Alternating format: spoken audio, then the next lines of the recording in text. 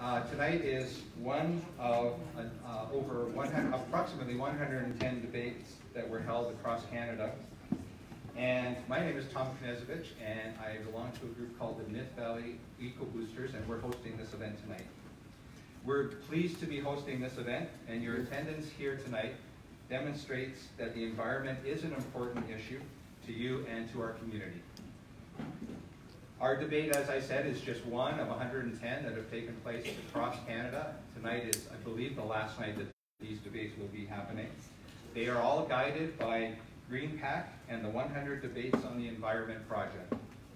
It has a simple mission to make the environment an issue that no party and no candidate can ignore.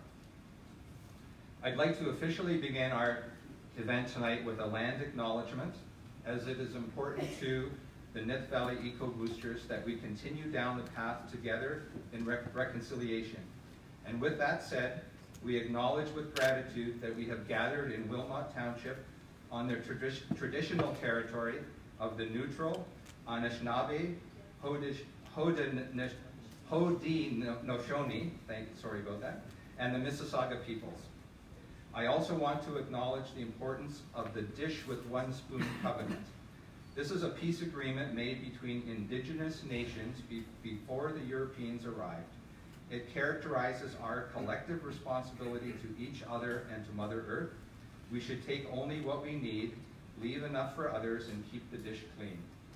By acknowledging this covenant in the First Nations, Métis, and Inuit peoples, we are reminded of our important connection to this land where we live, learn, and work together as a community. I'd like to thank tonight the Grand River Environment Network and individual community members for their financial donations that are helping us to fund tonight's event. For anyone who would like to contribute to the cost of tonight's event, there is a free will donation jar at the back of the room. I'd also like to thank all the volunteers who helped to make this event happen tonight, and our candidates and our moderator for being here tonight. A few housekeeping issues or items. Location of the bathrooms, if you haven't seen them, out the door and straight to the left, and they're in the back area. And a reminder about questions again. As I've been mentioning, we have 5 standard questions that the candidates will be responding to tonight. And after those questions have been asked, we can ask a certain number of audience questions, time permitting. So if you have a question you would like to ask, there are pieces of paper and pens at the back of the room at the table. We're going to need to have all of those submitted by the end of the second standard question. So once all the candidates have answered the first 2 questions, we'll cut off the additional audience questions, because our folks will have to look through the questions and try to get them in a good format to get to the moderator. So if you have any ideas for questions, please get a piece of paper and write them down. The other thing that I'd like to mention is regarding photographs and video tonight. If there will be some photographs taken, there will be video taken, and the event is being live streamed on Facebook. If you're reluctant to have your picture taken, or you might end up getting caught in a bit of a video at some point, you probably should move closer to the back of the room, because the photographs and video will be taken at the front of the room. So if anybody in the front area is concerned about that, if you could move to the back area, that would probably be the best.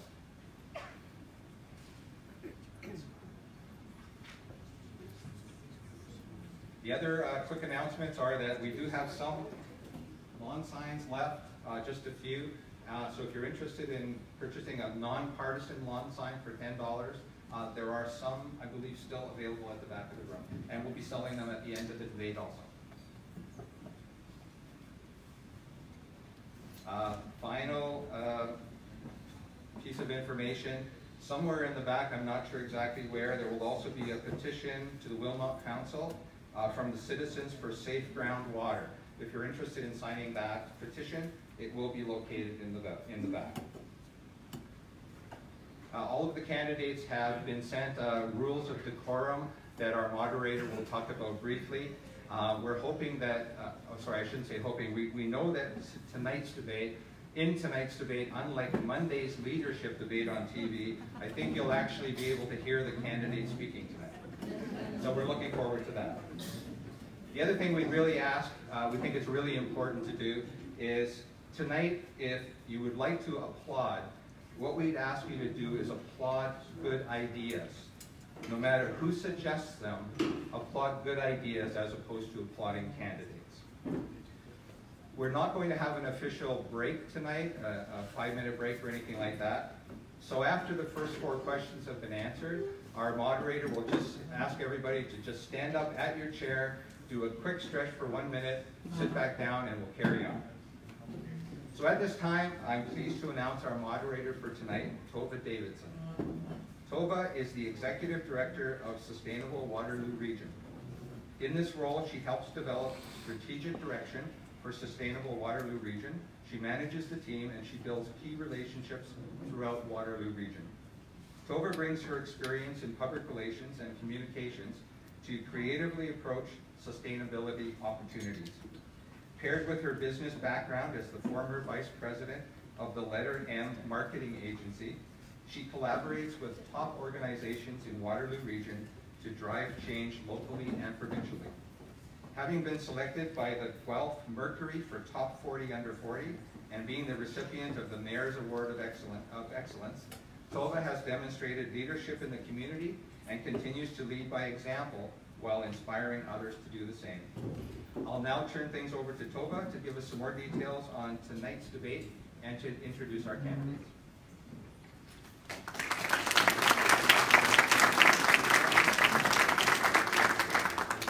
Good evening, everyone. Really happy to be here. Thank you for the kind introduction.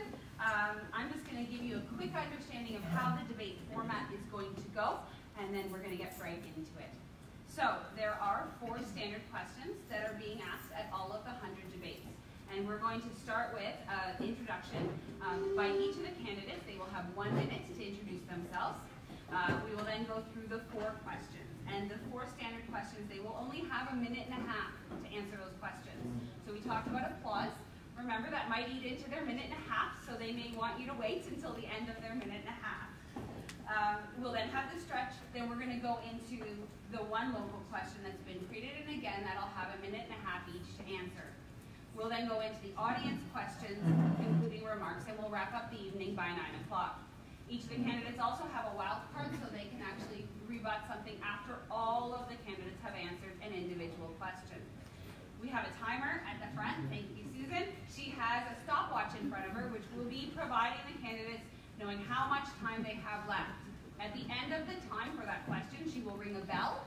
I will give the candidates maybe 10 seconds to finish their sentence, and then I will interrupt them, much as my mother would tell me I shouldn't. I will interrupt them so that we stay on time. If we need to, we'll actually turn the microphones off. I don't think we're going to get to that, but just as a note, if all of a sudden it stops, it's not a glitch, that was on purpose. Anything after that, I'll have some closing remarks, and we'll go from there.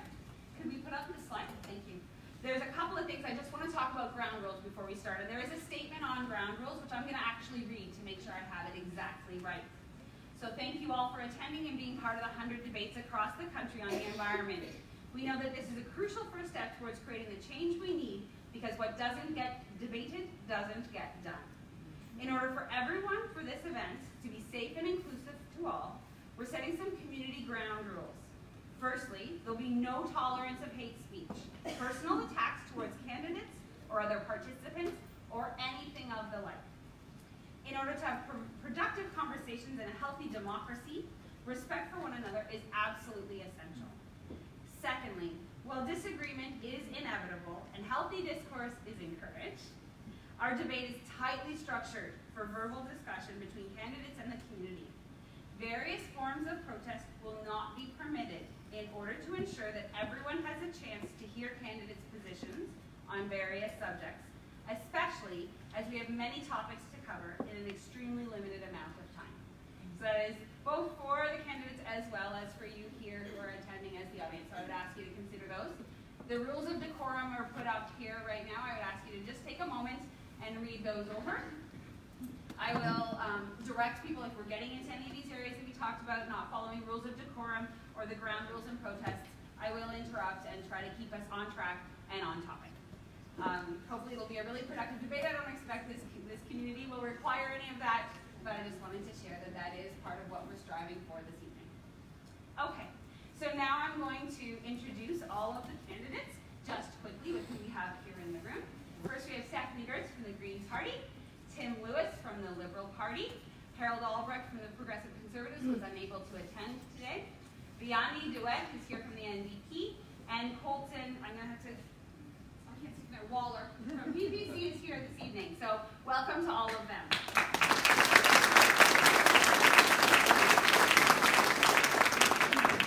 Okay, we're going right into it with our introductory statements. Each candidate will have 1 minute to introduce themselves, and we will go first down the line from Stephanie all the way down. All right? Timer ready, Susan? Go. Great. Hi, my name is Stephanie Gertz, and I am the Conestoga Green Party candidate. I just want to say that this tonight is absolutely amazing. For the last decade, I've been working on community capacity building, being a former Toronto police officer, then a mom, then starting my own business as an entrepreneur, bringing people together, looking at small businesses that are trying to make an impact in the local community, realizing we're all struggling together, trying to make a difference, but realizing we're all struggling alone. So I started doing trade shows, conferences, events, bringing people together, and then I started doing co-working spaces, so looking at how we bring industrial leaders, infrastructure, manufacturing, health, all together to find common problems. At that time, I realized this year, in order to make a difference in my micro area, I need to work at the federal level to have micro impact across Canada.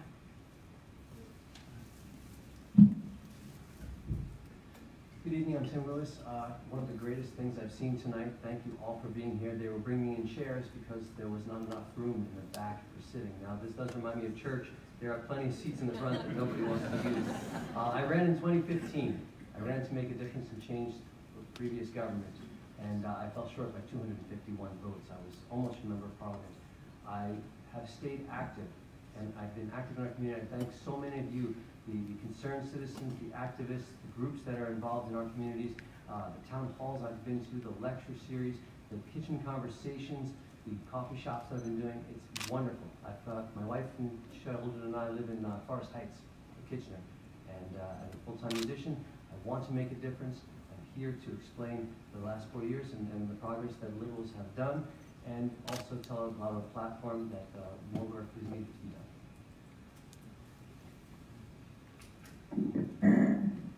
Thank you. Hi, I'm Vianney DeWitt, and I'm the NDP candidate for Conestoga. I cut my political teeth in activism in South Africa in the 1980s, and I have a total respect and understanding for the power of grassroots activism and how movements that start at a grassroots level can change the world. And I'm so happy that we see it finally happening in terms of our environment and our planet safety. My particular area of interest is healthcare, and my activism in Canada has been largely centered on healthcare issues. But as many of you are aware, the dangers that are faced in our environment are also applicable to our healthcare. We are seeing increasing numbers of people dealing with lung disease, with breathing problems, many things that are the result of exposure to changing climates and bad air quality. And so for me, the two things are interlinked, and we cannot change the one without addressing the other as well. Thank you.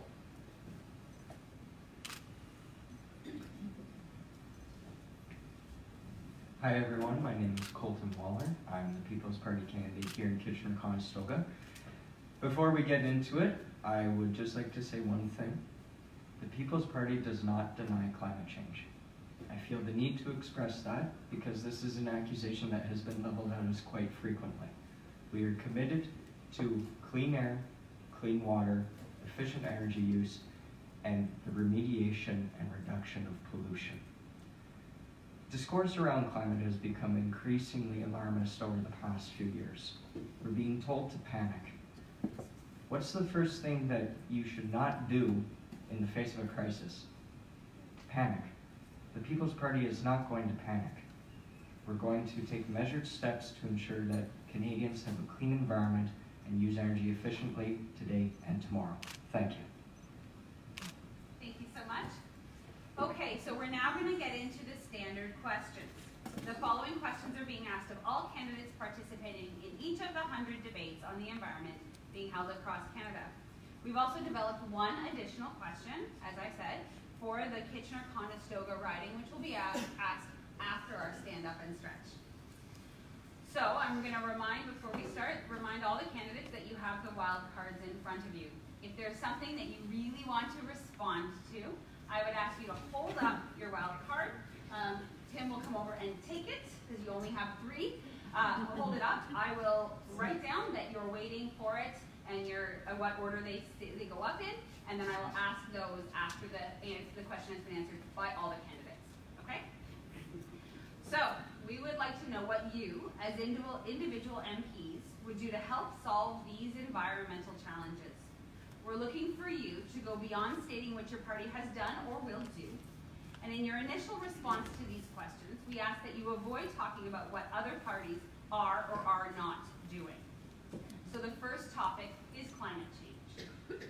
Around the world, we're seeing inspiring examples of leadership to reduce greenhouse gas, or GHG, pollution, and accelerate the shift to a green economy. At the same time, we're seeing a ramp up of the effects of climate change, and the scientific consensus is that we have little more than a decade to turn things around. We see extreme weather events across the country, including wildfires, flooding, and droughts. These are causing anxiety and worry given their enormous financial and environmental impacts. Per person, Canadians produce the most greenhouse gas pollution of all G20 industrialized nations, nearly 3 times the G20 average, and 8 tons per person. What are the key elements of an action plan that you will advocate for to ensure that Canada meets its international obligations to reduce GHG pollution? We're going to start with you, Tim. Go ahead. You have a minute and a half. Minute and a half. Yes. People now are referring to this as a climate crisis, and properly so.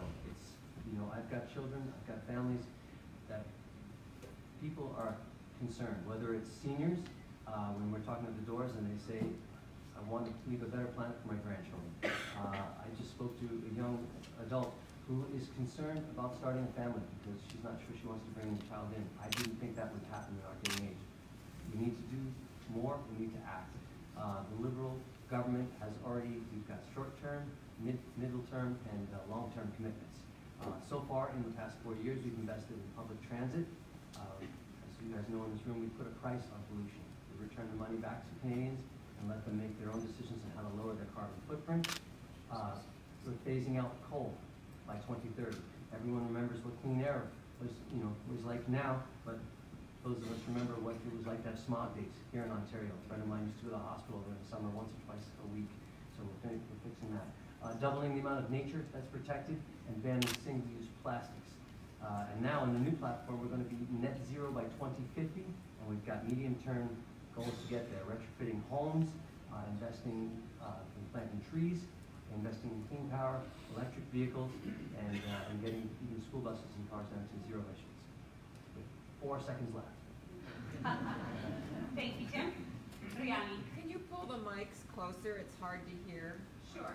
We might have to hold them, is that all right? Or I can turn them up for you. We can turn them up, and I'll have them turn, if you could just pull it to where you're speaking.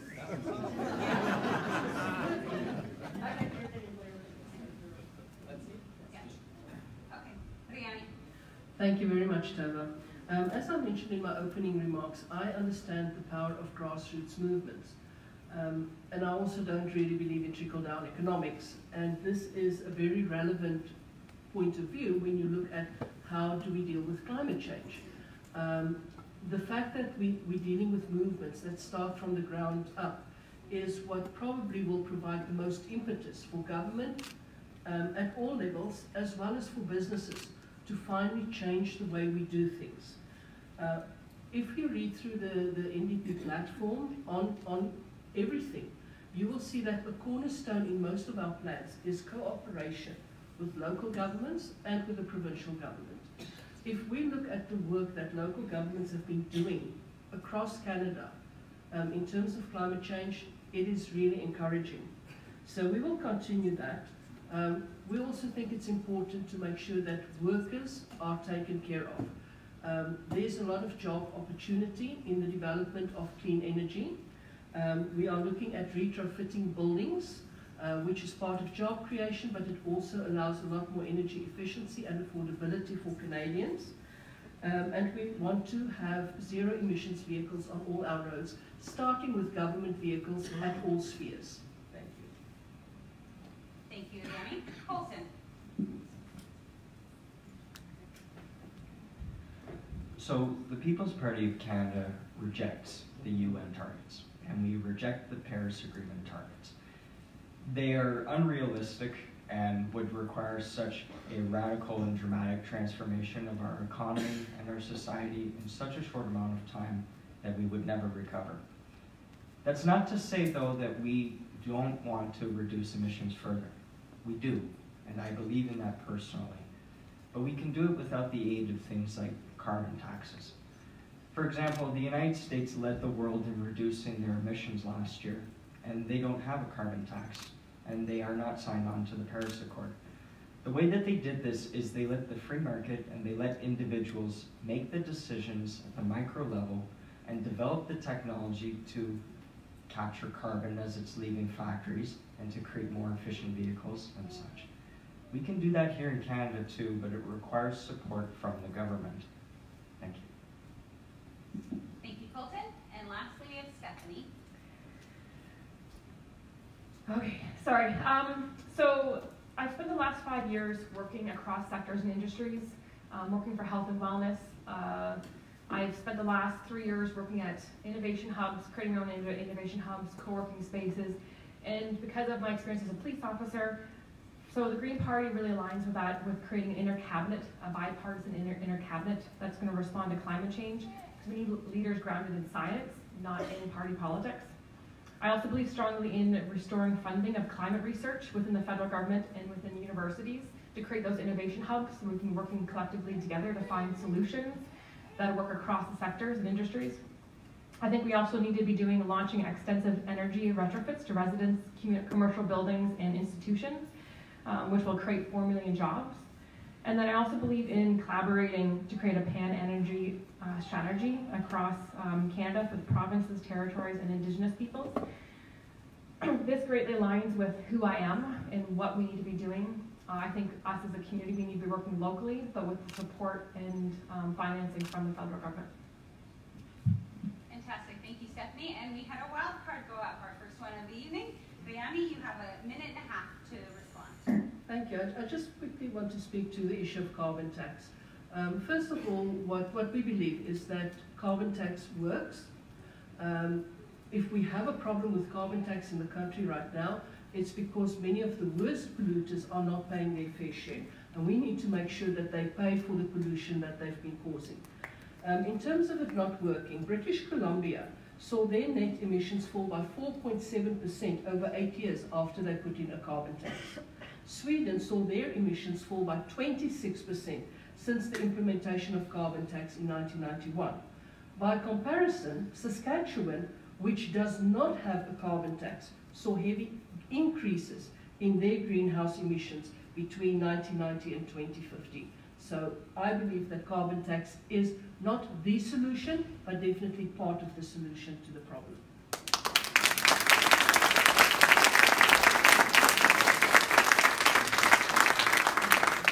Colton, you're using one of your wild cards. Please go ahead. Yes, so, yes, the carbon tax does work in British Columbia. I admit that.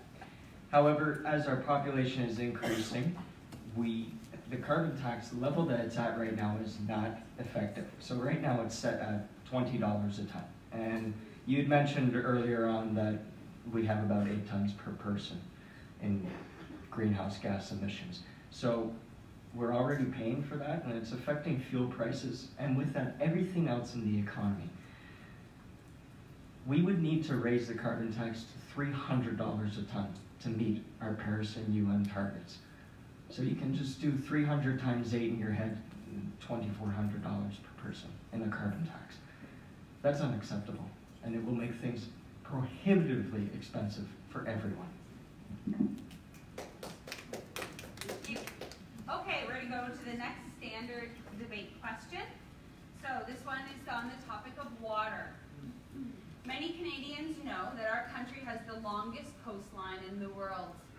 Less well known is that Canada is home to roughly half of the world's lakes and an equivalent volume of the world's freshwater and roughly 1/4 of the world's wetlands.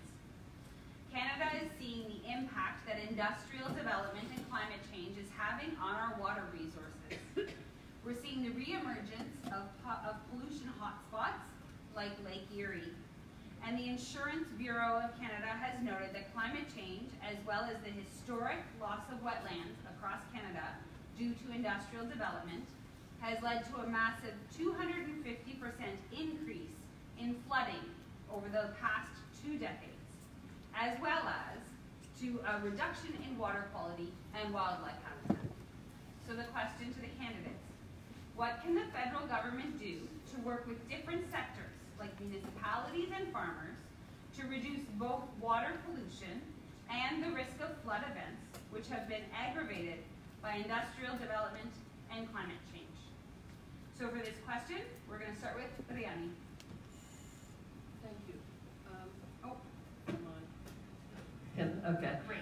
So we need to protect our natural spaces, and specifically our green spaces. I drive through this riding and it breaks my heart when I see the vast amounts of agricultural land that is now being used as housing developments, and how everything is just wiped clean off that land. Every shrub, every blade of grass, every tree.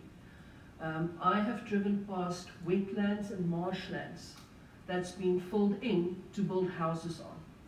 Those are nature's ways of helping us to prevent flooding or to mitigate the effects of flooding.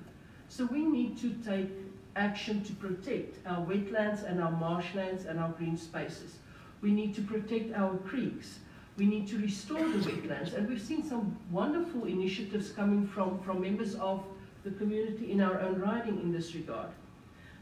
But we also need to take some serious action in terms of the pollution that takes place. And one thing that needs to happen is that the upstream polluters need to be held accountable for what they do. And finally, again speaking as someone with a love for health, public health is how we educate people. And we need to educate people about the things that can be done to keep our water clean.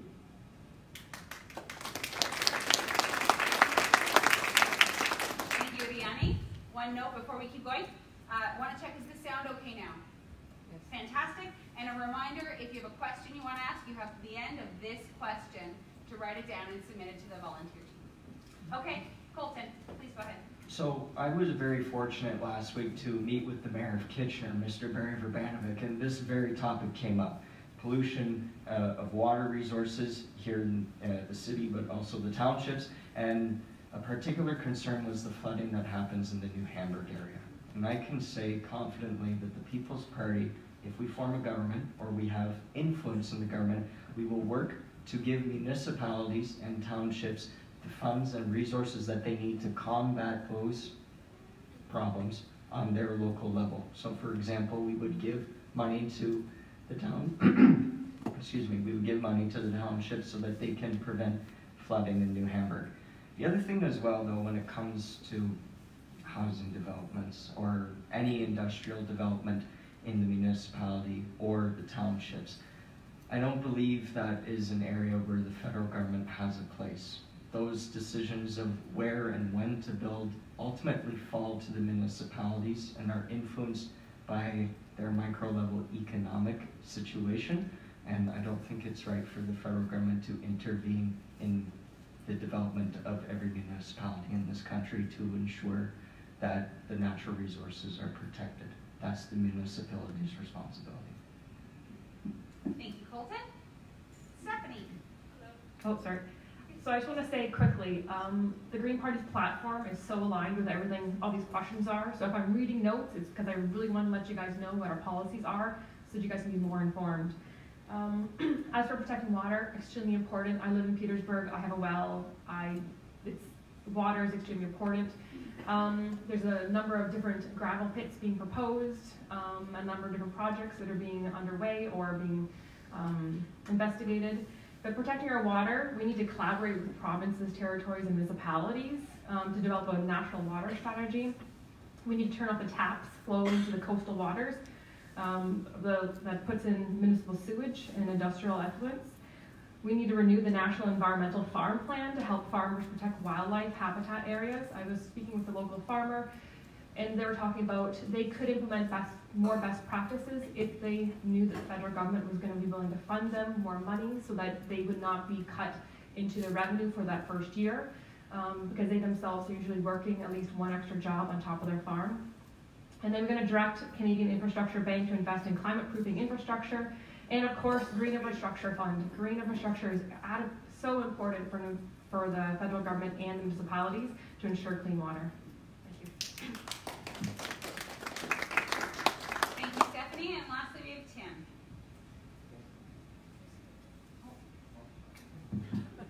No one in this room, no one in our townships needs to be reminded of the climate crisis.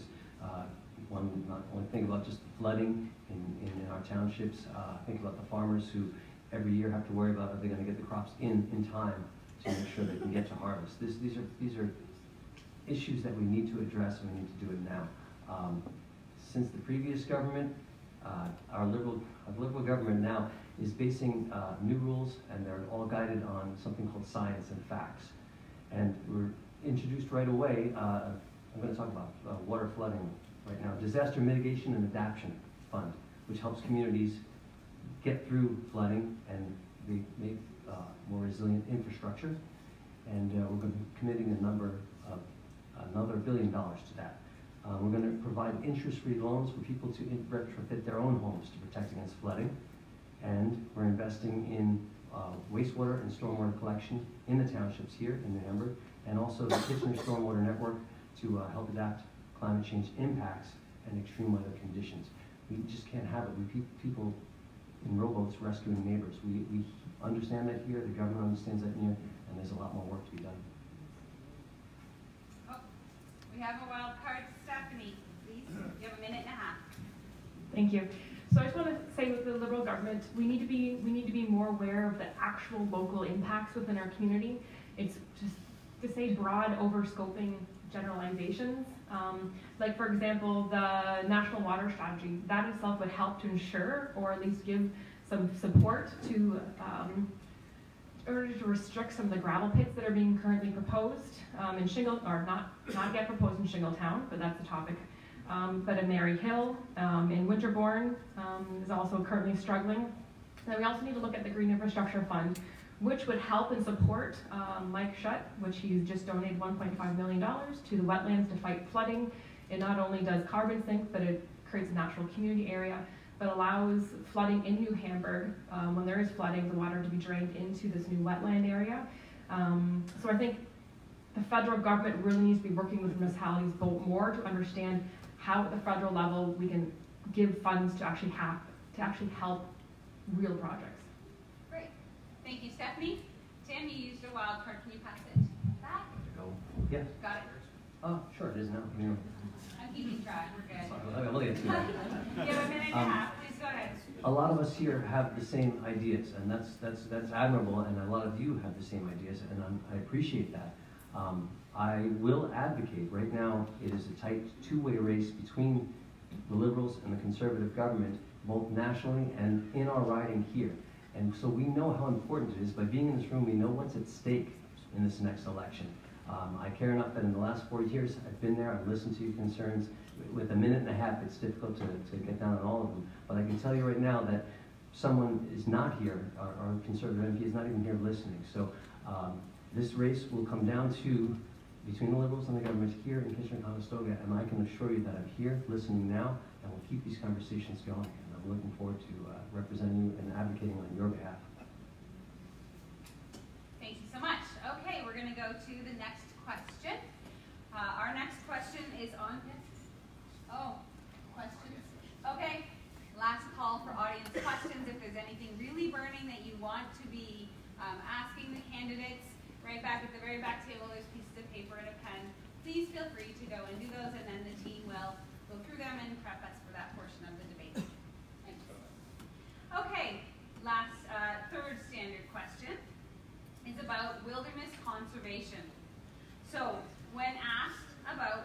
love most about our country, Canadians point first to natural beauty, wildlife, and spectacular wilderness areas.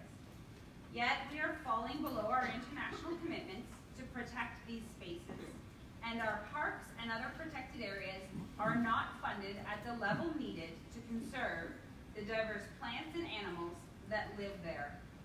A recent study shows that 50% of Canadian wildlife species are in decline. 94% of Canadians value the emotional and physical benefits of spending time in nature. However, 82% say that they're concerned that future generations won't have close or easy access to nature. So the question is, what will you do to protect the quality and quantity of wilderness in Canada? We're going to start this time with you, Colton. Go ahead, you have a minute and a half. So the topic of wilderness is important to me personally as a bit of an outdoorsman. And I can commit that the People's Party is going to restore the funding to the national parks and other services in Canada. When it comes to the close and easy access to nature, however, again, like I've said before for the other question, that is a decision that is made on the municipal level.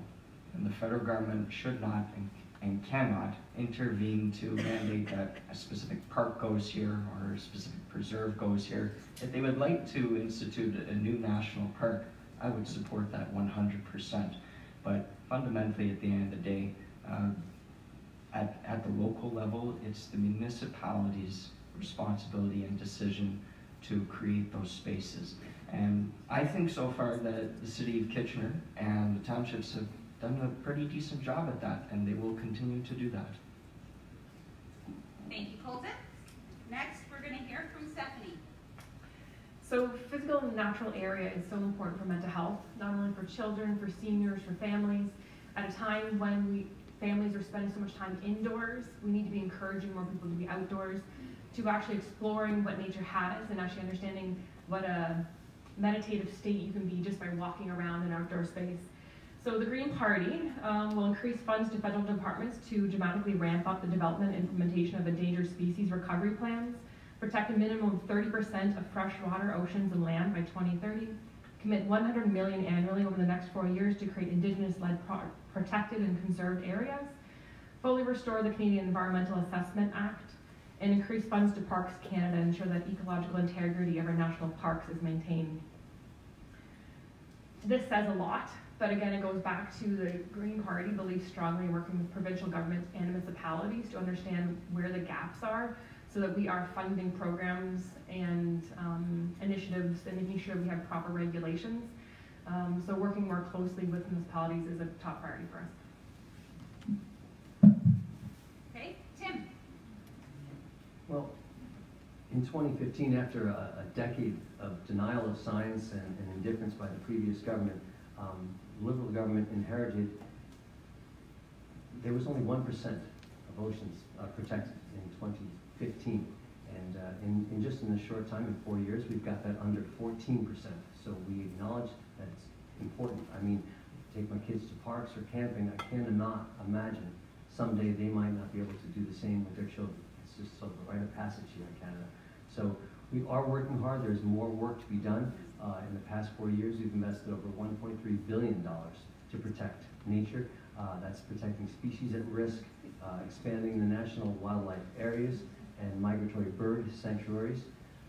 And our platform now, we've set goals to protect 25% of land and 20% of the oceans by 2025, and increase that to 30% of protecting land and 30% oceans by 2030. So we've got short-term and medium-term, and then ultimately getting to net zero by 2050. Thank you, Tim. And finally, we have Riani. Thank you. The NDP is committed to expanding our land and water conservation areas to 30%. But it also includes making sure that our national parks and all the projects that we have in our country towards sustaining our environment and our public spaces in terms of conservation areas are properly funded. We can't just expand and then leave them to suffer on their own, which is often happening with many of our public services, is that things are chronically underfunded, and then it doesn't work, and then we all think, oh well, it's because it doesn't work. If you don't fund things, they don't work. The introduction to the question refers to the emotional and physical benefits and how much Canadians value their natural spaces.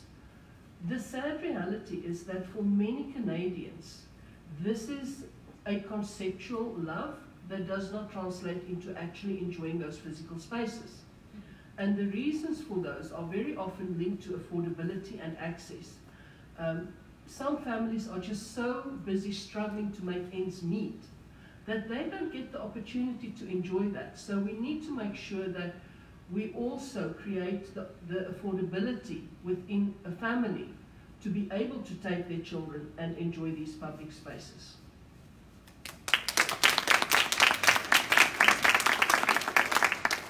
Thank you very much. Okay, we're moving on to the last standard question. The topic for this one is pollution and toxic substances. The preamble's a bit longer this time, so bear with me. Canada has made big strides to improve the health of Canadians and our environment by regulating toxic substances. Legal limits on lead in gasoline, restricting chemicals like DDT and ozone-depleting substances, the Canada-US Acid Rain Agreement, and the phase-out of coal-fired electricity have had an enormous positive impact on the health of Canadians and our environment, saving lives, preventing illnesses, and saving billions of dollars in avoided healthcare costs. However, air pollution is still the leading environmental cause of death and illness in Canada, and Canada remains the only Western industrialized nation without legally binding national air pollution standards. In addition, our laws and regulations have not kept pace with emerging threats from newer toxic substances in our environment, including from pesticides in our food and other harmful chemicals in everyday consumer products. Many of these substances have demonstrated links to cancer, genetic damage, developmental problems, chronic illness, and many other health effects. These effects are often more severe for children and other vulnerable populations. Overarching toxic law, our overarching toxic law, the Canadian Environmental Protection Act, has not been significantly strengthened in 20 years. And the question, what will you do to ensure that Canadians are better protected from the health and environmental impacts of toxic substances? Will you commit to strengthening the Canadian Environmental Protection Act and the Pest Control Products Act? So we have a minute and a half each for a response to this question, and we're going to start with Stephanie. Hello. So we have a whole section in our platform called Invoking Ecological Wisdom.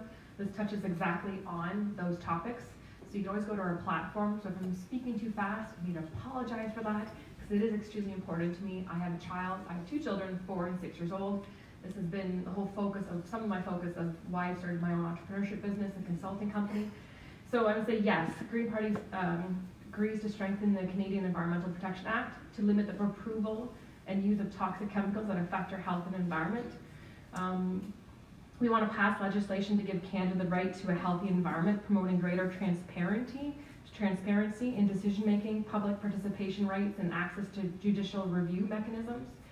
We also want to set targets for reducing the use of pesticides in agriculture through programs to assist farmers in moving to organic and rejuvenative farming.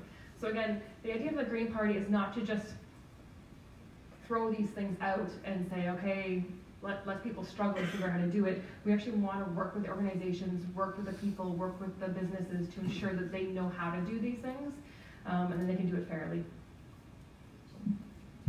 Thank you. Tim. Well, as Canadians, we need to know that our water and food are safe, and that's the government's responsibility to protect us from toxic substances. That's paramount. Yeah, it's true. I can tell you that when people work together, we can get rid of acid rain. When people work together, we can get rid of smog days in Ontario. When people work together, and it was actually the Liberal government that banned and made the export and sale and use of asbestos. These are things that are protecting us. We have invested in green infrastructure to make sure that pollution doesn't make its way into our water. We're going to ban single-use plastics and microplastics from our environment and water sources and our food systems.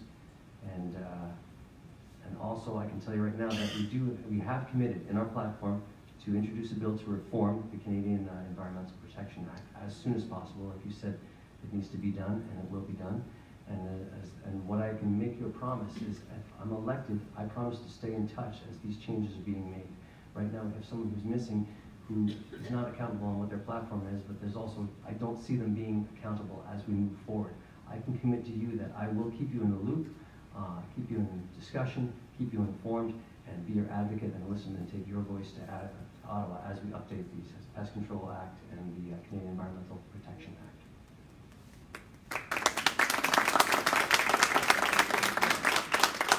Thank you, Tim. Brianni? Thank you. I'm going to start with the second part of the question, which is the strengthening of CEPA and PCPA. And my answer to that is plain and simple: yes, absolutely, 100% yes. My mother passed away a few years ago of lung cancer. She never smoked. And the cancer was probably caused by all the toxins that have found their way into everyday products. When I look, as most of people in the room, I keep my cleaning products under the zinc. And when I open it and I look at some of those bottles, and I look at the things that are in them, it scares me. There are things in our houses that kill us, and they kill us slowly and invisibly, and it's in the cleaning products that we use. It is in the paint in our houses, it is in the dye, in the fabrics that we wear, that we dress our children in.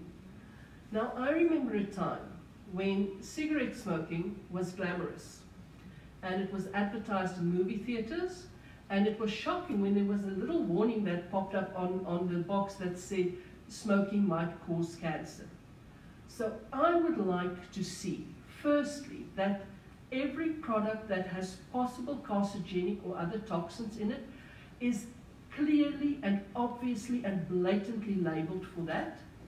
And secondly, a public health program that can start to re-educate us in the ways in which we can keep our homes safe and use products that will not kill us. Thank you.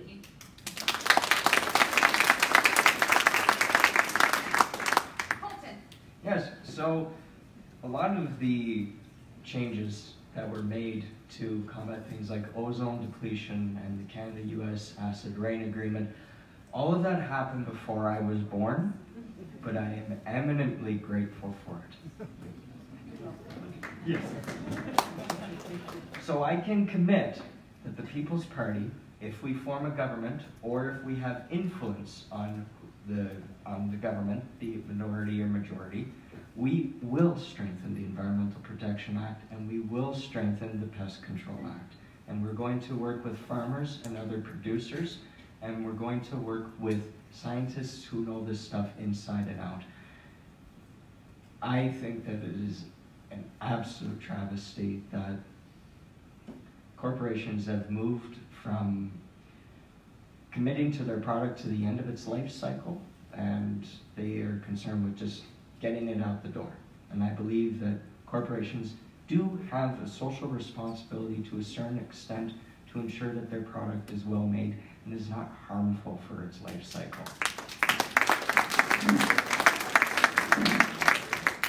Okay, no wild cards?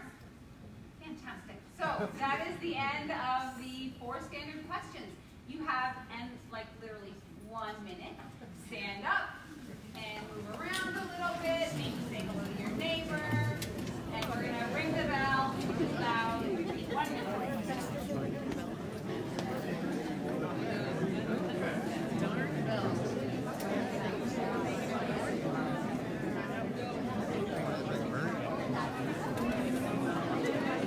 Pretty good. A lot better than the national one on TV.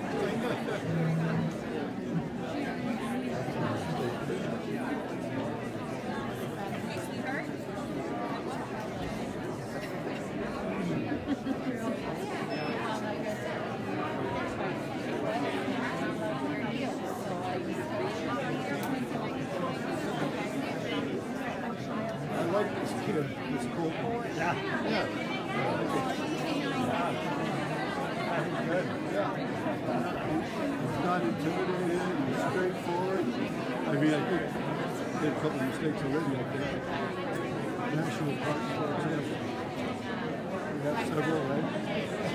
But I just get the balls to be up here and just snap it out. It says something. Hopefully it'll change the color.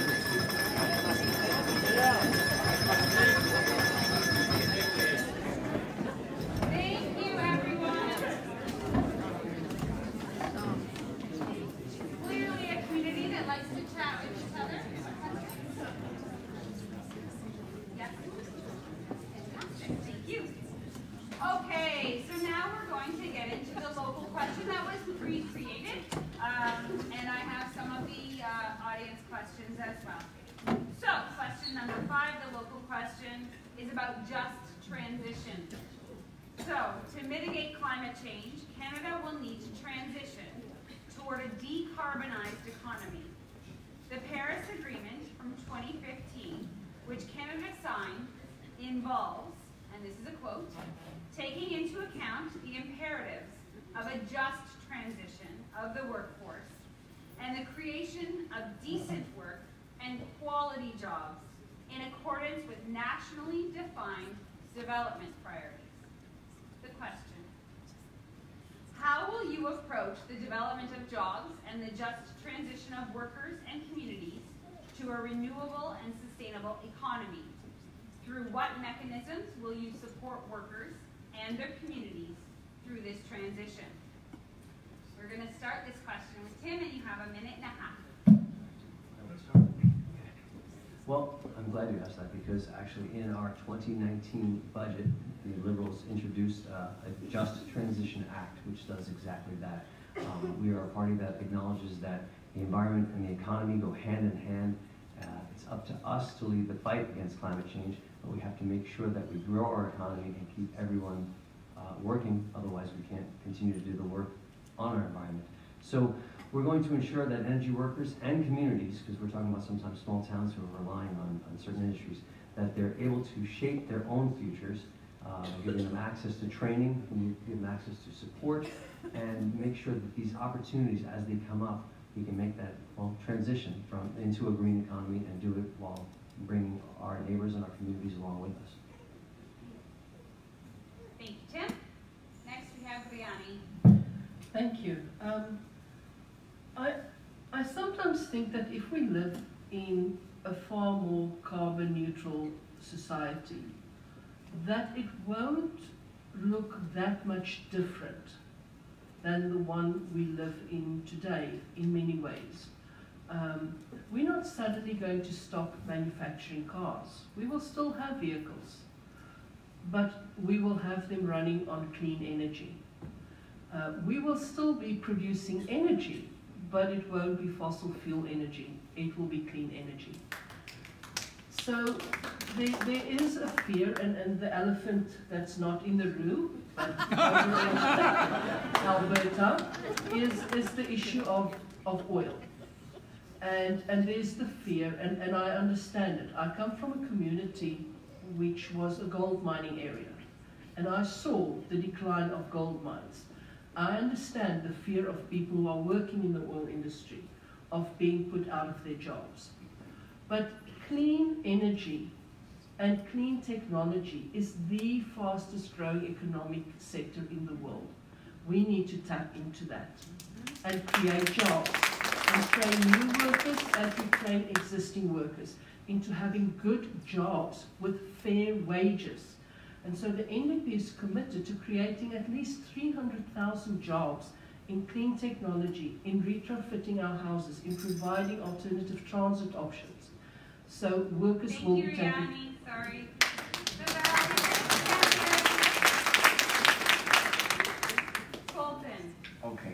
So when it comes to the just transition, specifically in the case of Alberta and the prairies where they're working in the natural resource sector, I take issue with the very term just transition.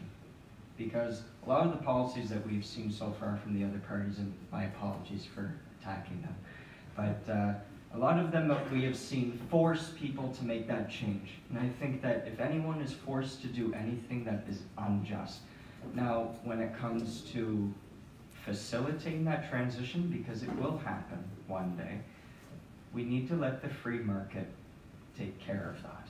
And it will. As the renewables industry is growing, people will be able to apply their skills and find training on their own.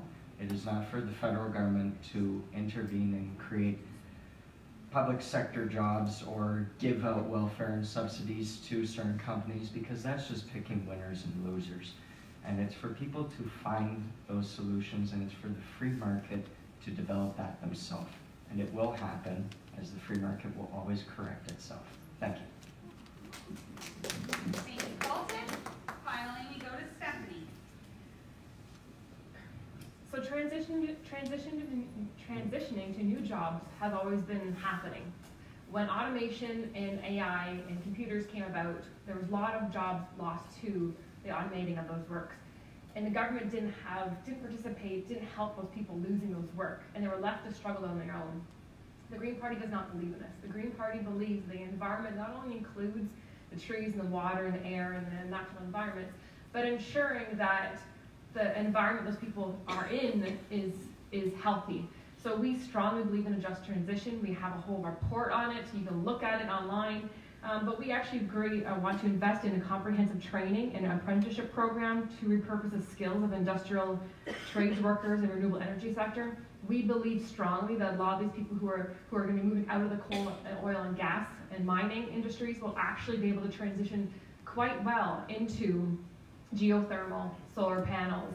And so they just need to be trained, and we need to be, and the government wants to support them in this training and help anyone who's going to be doing early retirement, looking at income protection, jobs guarantees, retaining and resettlement, but then working with each province individually, looking at each community individually to ensure that whatever is rolled out through a just transition actually creates a solution for them, not an overarching solution that we think will have help across Canada. Oh, lovely. Rihanna was first on the draw. So we've got one there, and I see yours too, Colton, so you'll go second. Rihanna, please, you have a minute and a half. I'm going to try to strike two hits here. The first one is on the issue of the free market. Now, as a member of the NDP, and because I have strong socialist tendencies, I don't believe that we have a free market. This is a fable. There is no free market. There's a group of huge corporations that have monopolies and that manipulate the market to do what they want. And everybody else just have to swim along and struggle to try and get out with their noses above the water.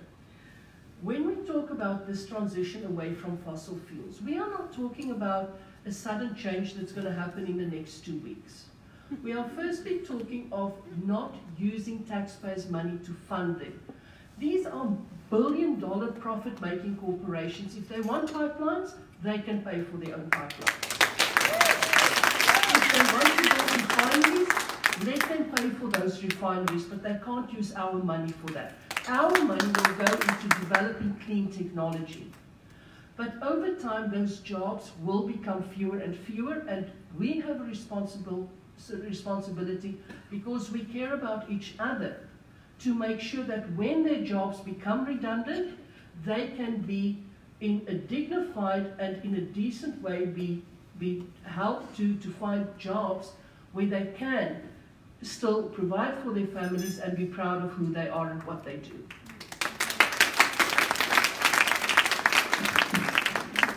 Colton. Yes, so I too will be hitting two targets here. So I'll start with Mrs. DeBette. So I agree with you. If they want a pipeline, if they want a refinery, they should pay for it. We want to get rid of corporate subsidies and corporate welfare completely. We want the market that we believe is free to be totally free and not intervened in by the government. Mrs. Gertz, so when it comes to the retraining and resettlement of workers, specifically the natural resource industries in Alberta and Saskatchewan and Manitoba, they employ millions of people. And my concern is that this would evolve and morph, as many large bureaucratic initiatives do, into a large, over-budget and inefficient way of moving people from one province to another, because the fact is a lot of the clean energy companies are not being founded and maintained in the prairies. A lot of them are here in Ontario or Quebec, and they would have to move to these provinces to fit into those jobs, and they would have to abandon their communities and perhaps their friends and families to do that. I thought there was a draw on a wild card. All right, please, Stephanie. I can understand your perspective, but that goes absolutely against what the Green Party is about. We are about ensuring that local communities are cared for by local people, local industries, and local investments. The prairies, every single province has opportunity to build renewable energy in some way. The coal mines can be invested in doing geothermal. So we can actually look at the spaces that have been used for oil and gas and mining, and actually how do we retrofit them into renewable energies. That's the whole focus of the Green Party, is looking at, working with local communities, investing in infrastructure projects within those communities to ensure workers are staying where they need to be and ensuring the maximized capacity. We also believe strongly in investing in new technologies and in investing in innovation centers to increase the capacity of bringing businesses locally to those areas. But yeah, it's yeah. But thank you for raising that topic, but that's not the Green Party. Okay, and we have a wild card clean sweep. So did you grab the last one from Tim? He gave it away? I'll give it to you. It's on an honor system. I got one. I'm sure you do, yes. Okay. Love it. This is clearly a great local question. So, Tim, please go ahead. I wanted to get in here because I'm so happy that at least three of us have so many of the same ideas, and that's what makes me happy. And then there are many of you out there thinking the same thing. We do need to make that transition, and the Liberal government has got plans to make sure that we move to green energy. We just have to keep the environment and the economy working together. As far as fossil fuel subsidies, we're going to end those by 2025. We're phasing them out right now. 8 of the 9 subsidies are already ended, and some of them are a little more difficult. Some of them are subsidies for diesel fuel for indigenous communities up north. We cannot just abandon people. We need to make sure this is done properly, and we're going to protect the environment, and we're going to grow the economy at the same time. We've got short-term, mid-term, and long-term plans to do it, but I'm actually happy, and I had to throw my card in there, that 3 of us are arguing over the same thing, which is a wonderful experience to have we all on the same page here.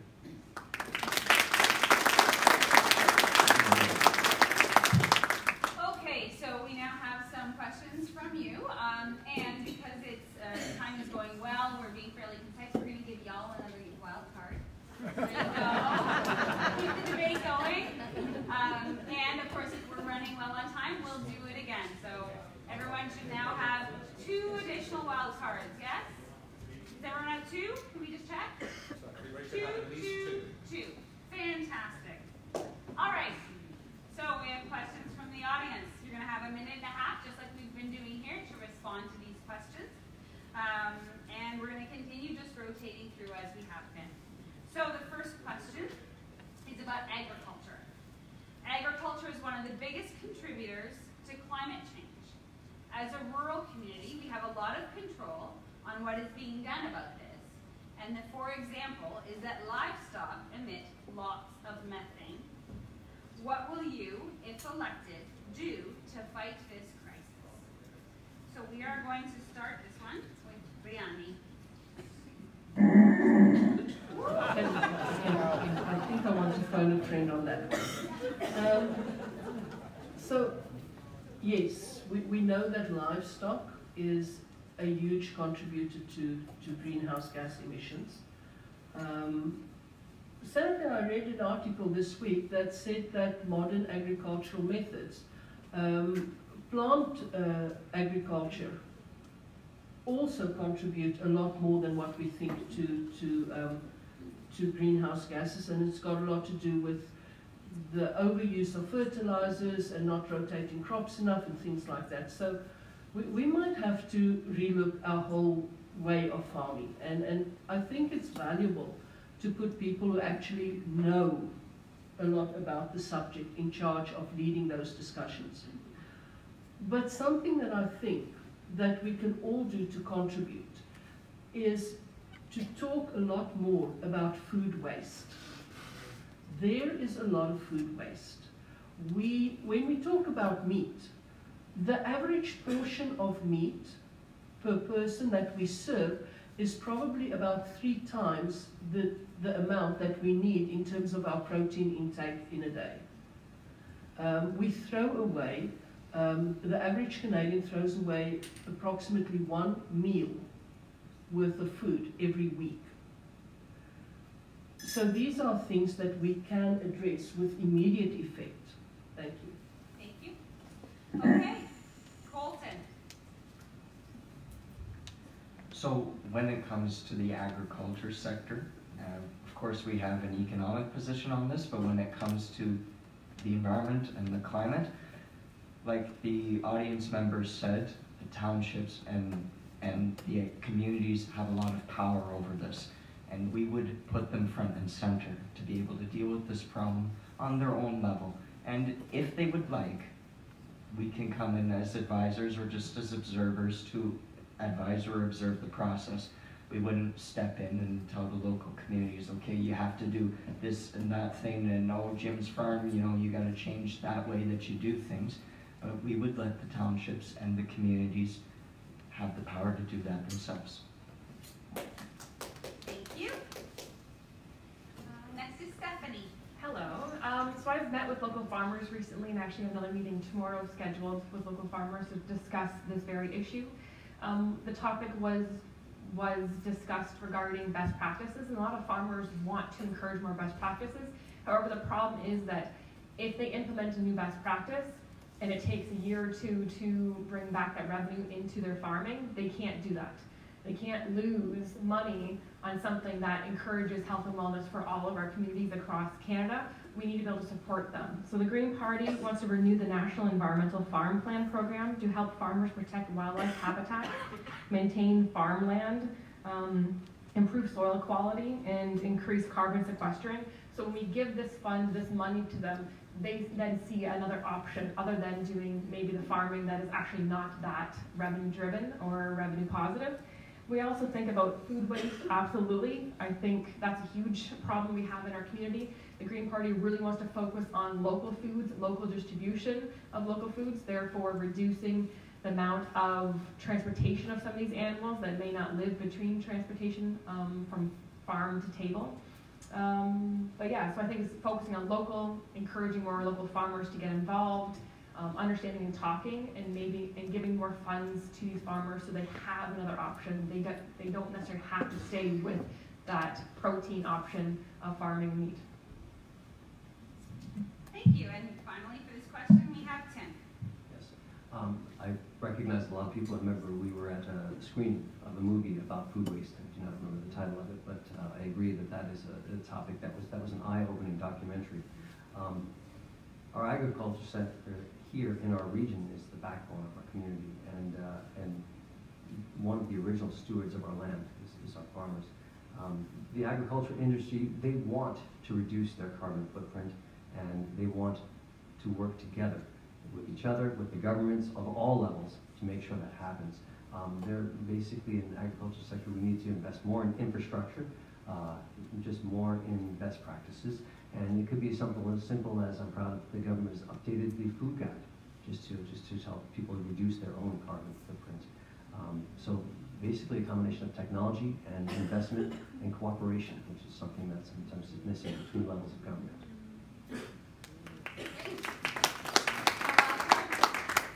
All right, let's move on to question number 2.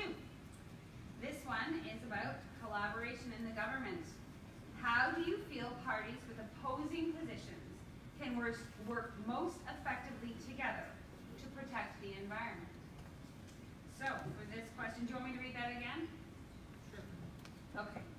How do you feel parties with opposing positions can work most effectively together to protect the environment?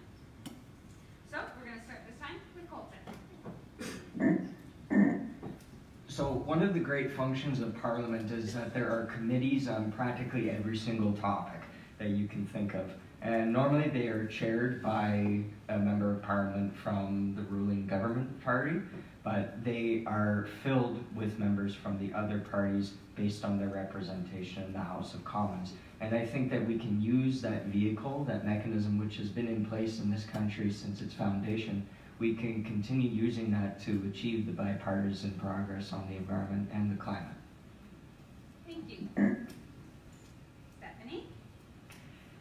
So that's my background of being a police officer and a mom. You never get more experience than how to negotiate and mediate than being a mother. And I actually say that probably more experience being a mother than I did getting a police officer, and I have a mediation, negotiation, Anyways, so that is my whole focus. My whole focus for the last 5 years has been on how do you get sectors, people, industries from across multiple areas to work together, find similar problems, and come up with joint solutions. The Green Party wants to create an inter-cabinet, a bipartisan inter-cabinet to respond to climate action, because we need good leaders that are based on science, not on parties. We believe strongly in ensuring that the Green Party, we don't have whip votes, which means I can talk with, interact with, vote with conservatives, liberals, or NDPs, depending on what they bring forward, which means having more Green MPs in Parliament will help with the dialogue, because there's huge polarization between the conservatives and the liberals. Getting things done when they have two massive powers in Parliament is going to be extremely hard. Having more Green MPs will ensure that there's more dialogue, more open conversation, and more of a will to make sure that we are actually striving towards a healthier Canada.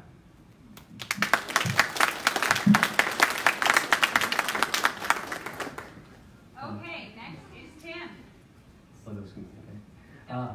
You know what? It's up to us to remind elected officials that they serve us and they work for us, and that's an important thing. And so people of opposing parties, opposing levels of government, do need to work together and cooperate. I know that I'm proud of our government for sitting down and meeting with the provinces once again. It seems to be getting a bit more challenging, and but it's up to us to remind all levels of government who their employer is. We are the employer. We're the ones that vote for them, and we're the ones that make these decisions.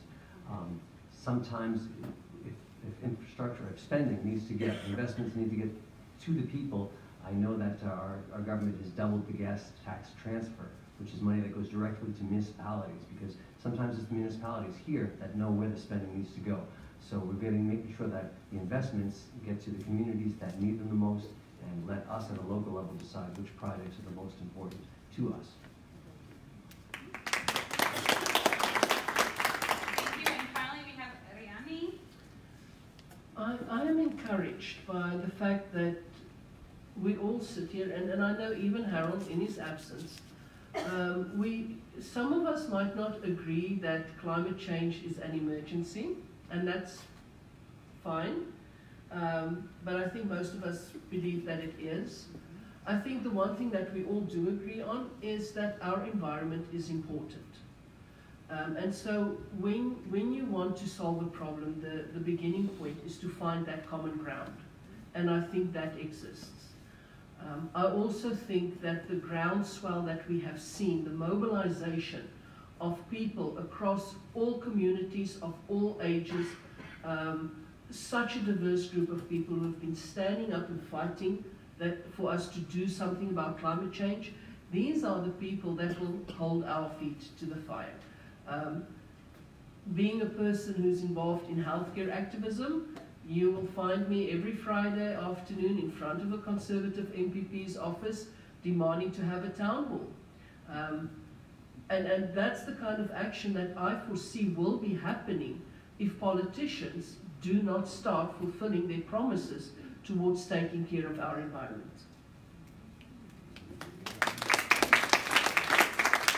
Thank you, and we have a wild card, Colton.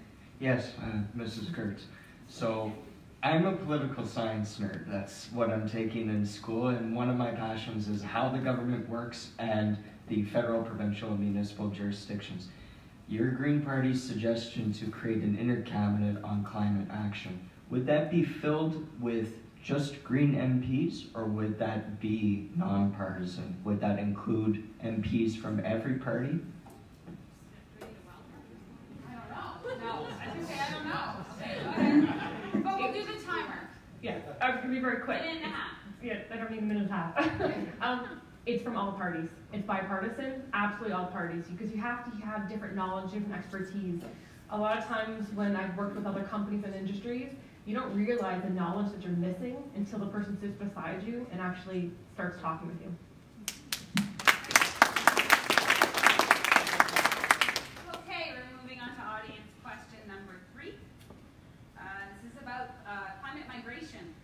Environmental pressures are driving migration of people around the globe. If elected, how will you work within your party's platform to make Canada a leader in addressing this issue? We're going to start with Stephanie.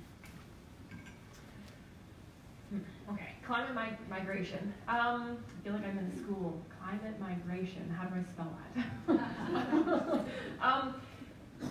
The Green Party believes strongly in accepting refugees and immigrants into Canada. We believe that Canada is a thriving country because of that. We're all immigrants, and we're all people that have been brought into here, other than the Indigenous people from our land. So one of the things we want to do is working with local organizations and groups, make sure we're providing more funding and support for local organizations and groups to welcome more people. We've found that if a family is sponsored within a city or country or an area, their integration within that community is so much greater. They have about 80–90% chance of actually getting a job, having a healthy family, getting into the schooling system, versus when they don't come within that way. So we believe strongly in funding organizations, running more programs. We also believe strongly in reviewing certifications overseas to ensure that they match the certifications locally, so that people can go into those jobs, those roles immediately, or with a very little transition of skill training. Yeah. Thank you. Tim. Well, I'm proud of our government. We've got a reputation worldwide now for having compassion and bringing people in. We've seen it with war-torn countries, taking in refugees. And yes, we're working on mitigation, and yes, we're working on real action on climate change, but we understand that things are happening fast, and we are going to have to take in people. People are going to be fleeing their homes and their countries, and that's a reality. So I would like to see Canada on the forefront of people, a country taking in people, bringing them in safely, bringing them quickly, moving families. And I'm so proud of our community when we brought in, to our own community, brought in refugees from all walks of life. And it's working together with municipalities, working together with different levels of government, and then especially community groups. So many people here sponsor their own programs and reached into their own pockets to help out. It's very inspiring. So as a country, I know we can do this. As a country, I'm proud to say that a re-elected Liberal government would lead this charge in unfortunately, hopefully unnecessary, but probably necessary inevitability.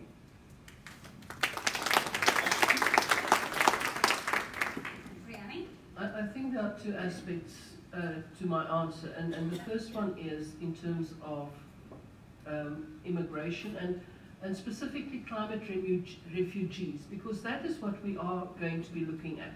Are not immigrants, we're going to look at refugees, people who are fleeing for survival.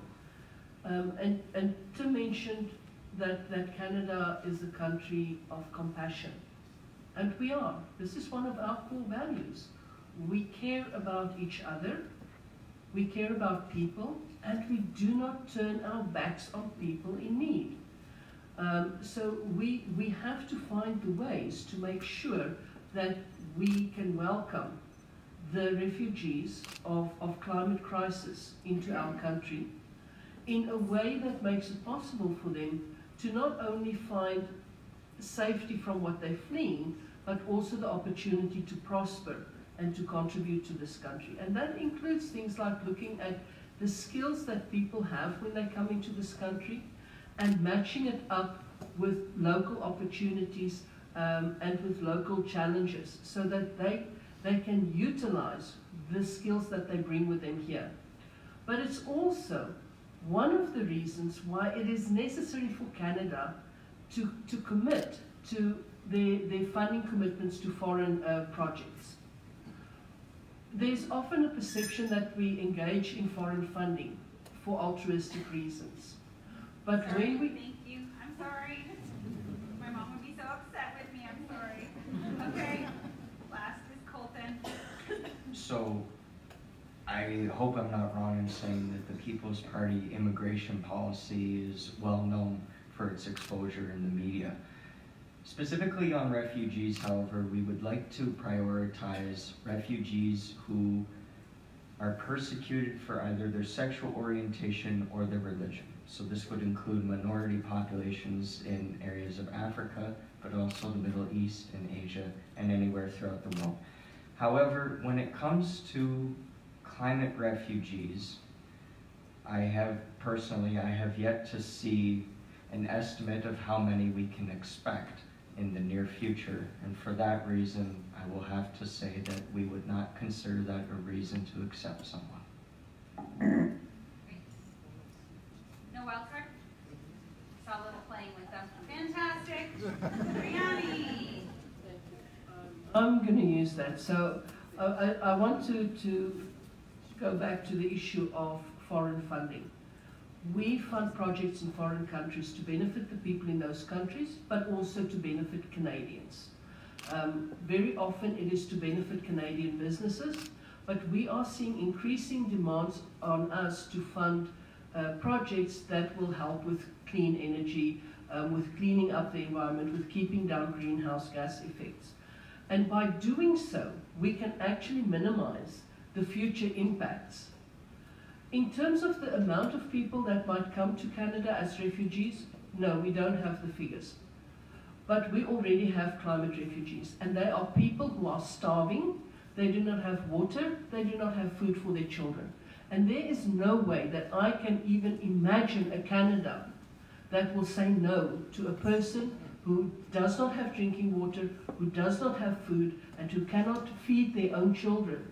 And we're going to just turn them away at the door and say, go fend for yourself. I cannot imagine that Canada. Thank you.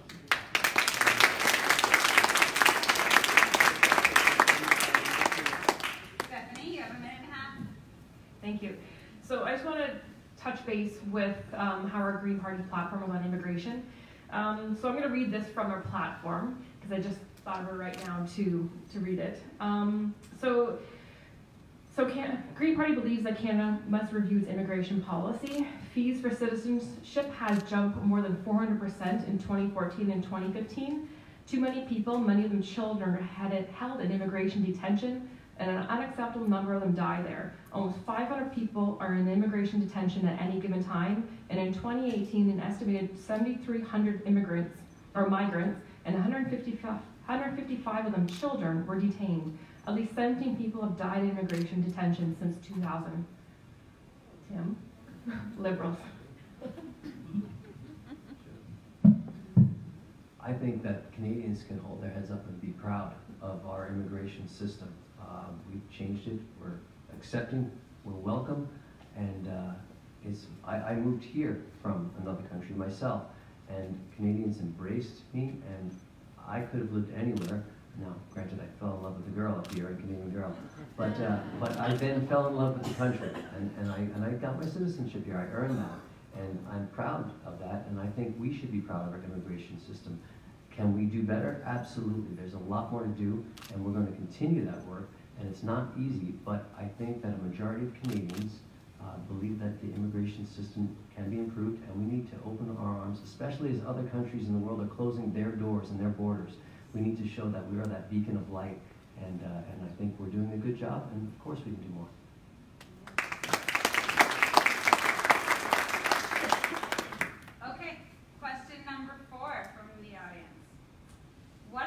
drinkable water for all of our Indigenous peoples.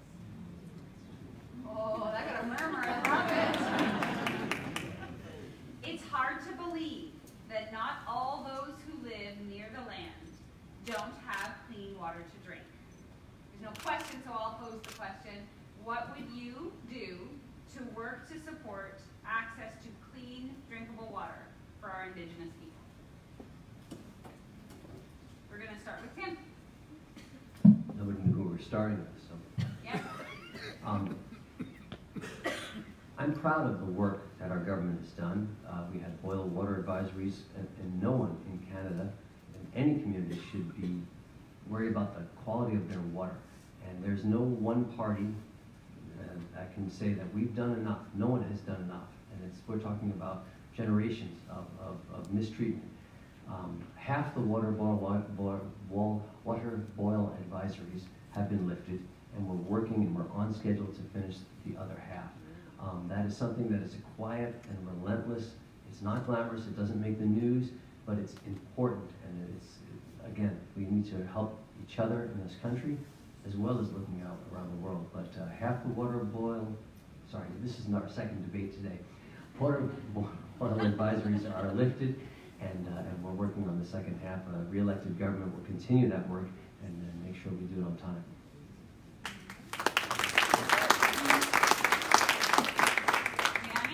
So Tim is quite right, is that no one party has solved this problem or done enough, which is why it's time that we don't have one of the no one parties, but we have parties who are actually prepared to tackle the issue and not just push the can down the road.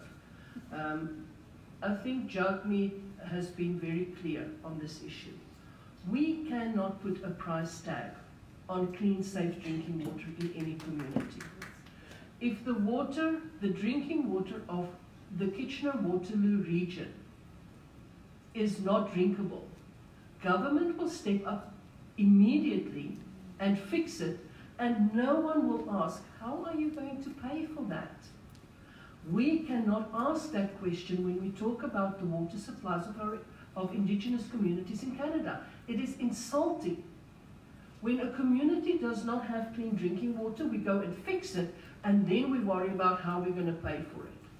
We can write off $20 to $30 billion in corporate taxes because they can't pay, but we can't fix drinking water. And the problem is not just drinking water, it is access to water for fishing, for bathing, for cleaning their houses. All of these things are not possible for many communities. We need to stop asking questions about money, step in, fix it, and then we figure out how we pay for it.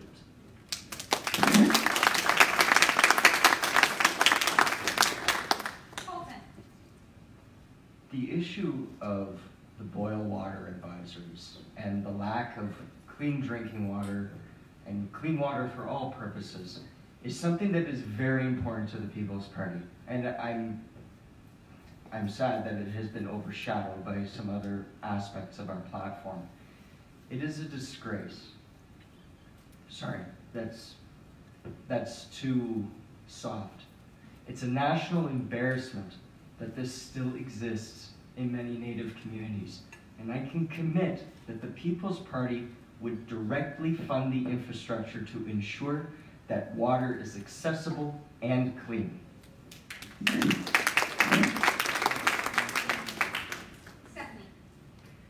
So this was one of the topics that was raised at another, I guess, debate that I was at yesterday. And we all agree, there's no party here that's not going to disagree with the idea that we need clean water everywhere across Canada. But how do we implement this? How do we increase our infrastructure? How do we increase our waterways? How do we increase our regulation on pollution being dumped in our lakes, in our streams? And this is something that asking us as MPs how we're going to change this we really need to reflect on that and ask, it's not us changing these things, it's how do we support and work with Indigenous communities and peoples? How do we give them and empower them the options by funding or giving them the options of how they see their community should be increase their water infrastructure and water safety. Each community is an individual location. It's not a broad spectrum of we can implement this standard technique all across Canada. So I think can't necessarily answer that question per se, because you have to be able to look and have dialogue with the people you're working with. Wild cards? Great. Let's go on to question number 5. Question says, in the light of scientific knowledge concerning climate change, when did you start studying global warming?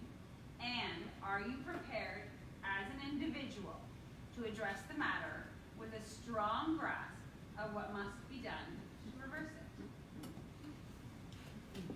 It looks like you want me to read that again. Yes? No? Okay. Fantastic.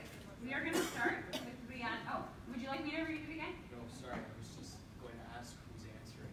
Oh, yes. We're going to start with, you guys look down, see who's first. We're going to start with Brianna.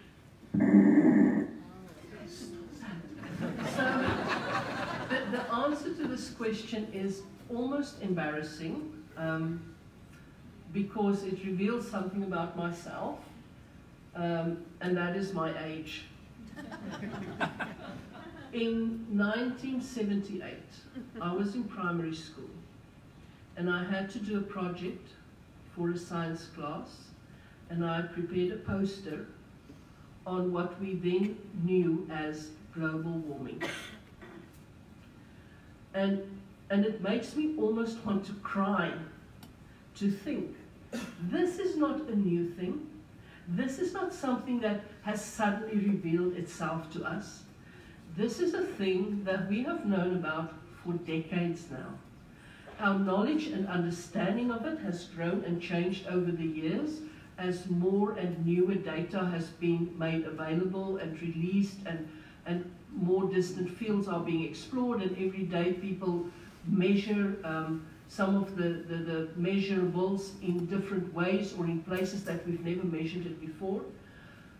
But it's not a new thing. It's not something that we found out about 10 years ago. And we have trusted in governments and in businesses to fix this problem for us for decades. It's not worked.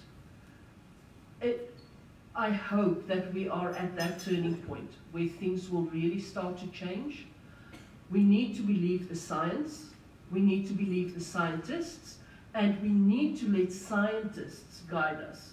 Thank you. My understanding. Thank you, sorry. Colton. So I have no problems revealing my age because it's pretty clear to everyone. When I've been studying global warming, it was called that still in my time as well. I've been studying climate change since kindergarten, actually, because it has been taught in the public education system since that time. And as I've grown up and been able to understand more complex arguments and concepts, I have looked into the actual body of literature on climate change. As for reversing it, I don't believe that we can do that. We can mitigate it, certainly, but reversing it, I don't think we can. Stephanie. So I have to say that when I go door canvassing and I talk to people and they have no clue what's happening and they don't really have a perception of what's happening in the government, I think, oh man, and then I realized that was me. That was me before I had my children. That was me before I actually realized the impact of what I'm doing and what's happening around me. There's an importance. I have these children now to take care of, and I have to make sure they have a survivable future. So I have to say, I started looking at climate change and climate-related issues, environmental-related issues, when they were born, or before he was born, actually, prenatal, postnatal health, and all that stuff. As for understanding how much knowledge I have, my whole basis of what I've been doing and building at my company, working within the community, the whole focus is on understanding that we ourselves are not experts in things, and that a lot of times we struggle and we try to become experts in things, and we fail to realize the people right next door know more than us, and that we should be sitting down and talking with them, learning from them. There's no point of duplicating things when there's people that know information about water and air and about climate and carbon. So I would say that we need to work across party lines. We need to be working with experts internationally. So that's my goal. It wouldn't be to learn. I don't need to learn the expertise. I need to know how to work with the experts. Lastly, Tim. So many of us agree that sometimes it's difficult to be the last person to speak because about half the things you said I had written down. Your world changes when you have kids, and that's when all of a sudden you realize it's not about you, it's about the next generation. When we're out knocking on doors, I've talked to young people who said, I'm interested in the environment because I have a 3-month-old. Your vision changes, your world changes. Even the generation that's ahead of me, the magic word at the door, they said, you know, I've never thought about it, but I have grandchildren. And that's all of a sudden everything changes. I never thought about the actual first time I thought about global warming, but I do remember it now. When I was a kid, my mom talked about getting rid of, they took CFCs out of hairspray. And that was the very first thing, and I'm being very young, I never thought of that until now, but that's how long we've known what we need to fix. There's a hole in the ozone layer, right? We still need more to do, but at least we're doing it for our next generation. For Colton's generation is what we're doing, and people that are younger. I'm older than, my son is his age. Wonderful, thank you. That was a good moment. We went to high school together. So because we've been running concisely, we actually have a 6th audience question that we're going to ask tonight. So this is on new technologies for clean energy. New green technologies are needed to produce clean energy as we decrease our use of fossil fuels in response to global warming and climate change. Wind and solar sources cannot provide enough power for Canada's needs, so other technologies are essential. The question is, what, and this is in bold, specific plans does your party propose that would give the public confidence that you are encouraging the development of these new green, clean energy technologies in Canada? Okay, we're going to start with Colton.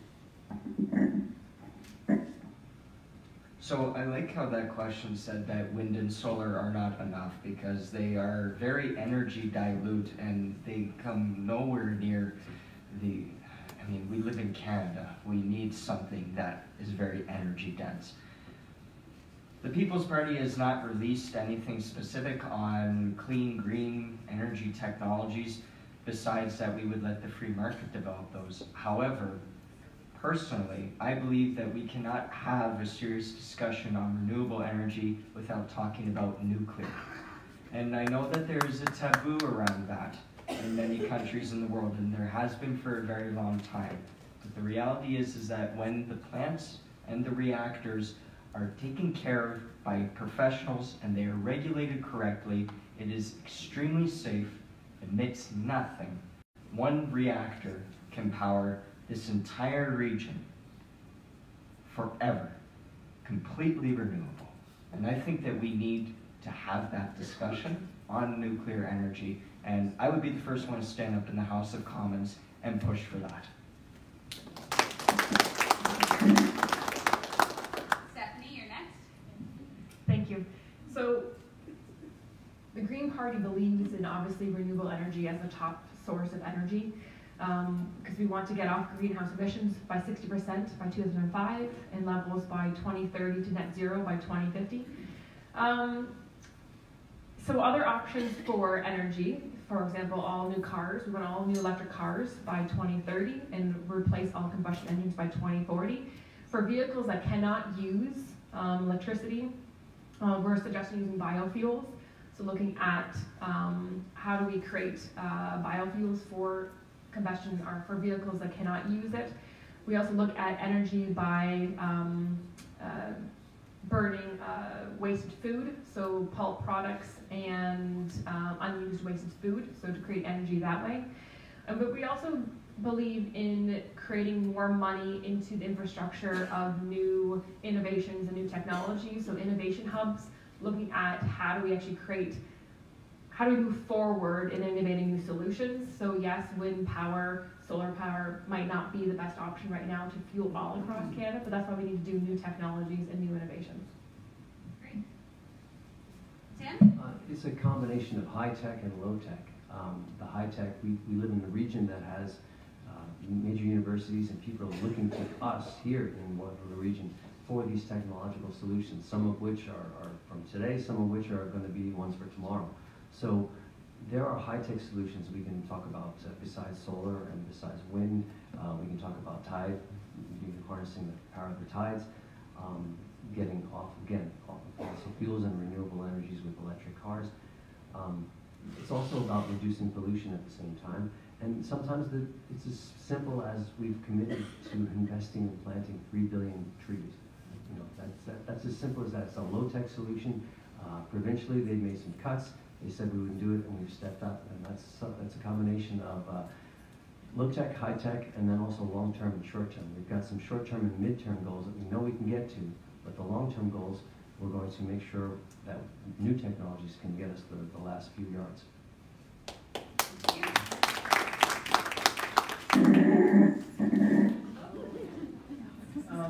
Just going with it now. Yeah, I've made peace with you. So clean technology is the fastest growing industry in the world, in terms of job creation, in terms of investment. So the fear that we are somehow going to fall behind by focusing on this is unfounded. That in fact, we will fall behind if we don't focus on it. So one of the things that the NDP wants to do is to invest in a climate bank, which will provide funding and support for companies, for entrepreneurs, for research projects that are looking at developing new and alternative clean energy models, or improving on existing models, improving on how do we store energy, things like that. We talk about retrofitting homes, which will help to conserve energy and help us to spend less energy in terms of either warming our homes in winter or cooling them down in summer. So these are all very specific and concrete things that the NDP would be looking at. In terms of the development of new technology, we have an amazing depth of knowledge and creativity in our own region that we just need to tap in. A lot of these technologies have already been thought up, they just haven't been developed. We need to invest in them to make sure that they actually go into production.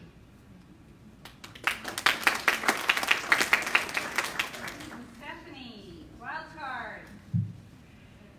Thank you, Randy. That's exactly, I totally missed that point. So we discussed the idea of food waste, but there's a huge problem with us of energy waste, of having all this abundance of energy around us and not understanding how do we pull back. So by creating rail systems, so we're eliminating cars. We don't need to have as many solar cars are available.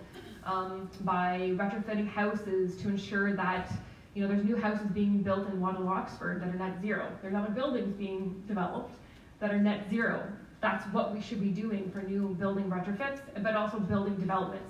We should be setting new standards for buildings to ensure that new houses are being designed so they don't leak energy, therefore we don't need as much.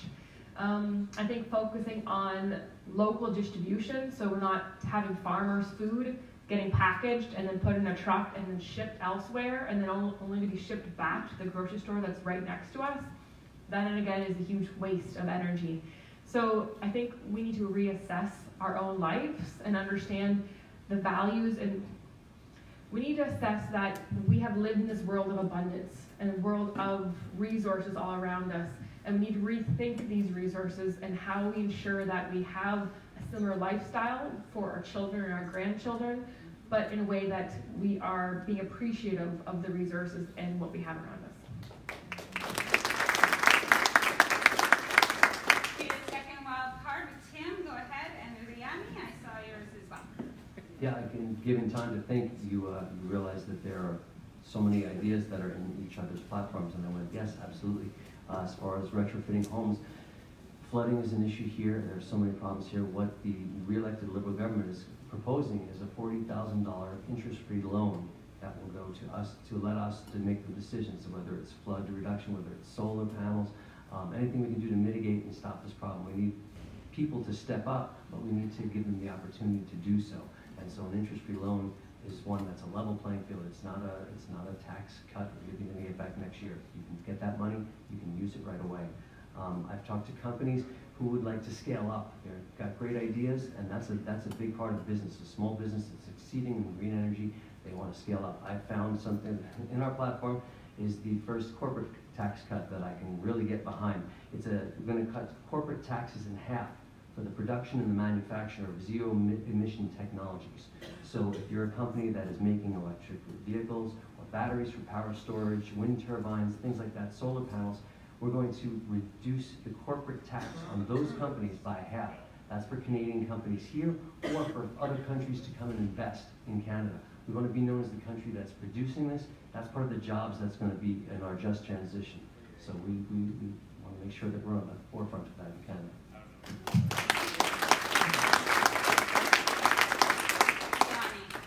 Thanks. I want to give a nod to my friend Sharon, who's somewhere in the back there.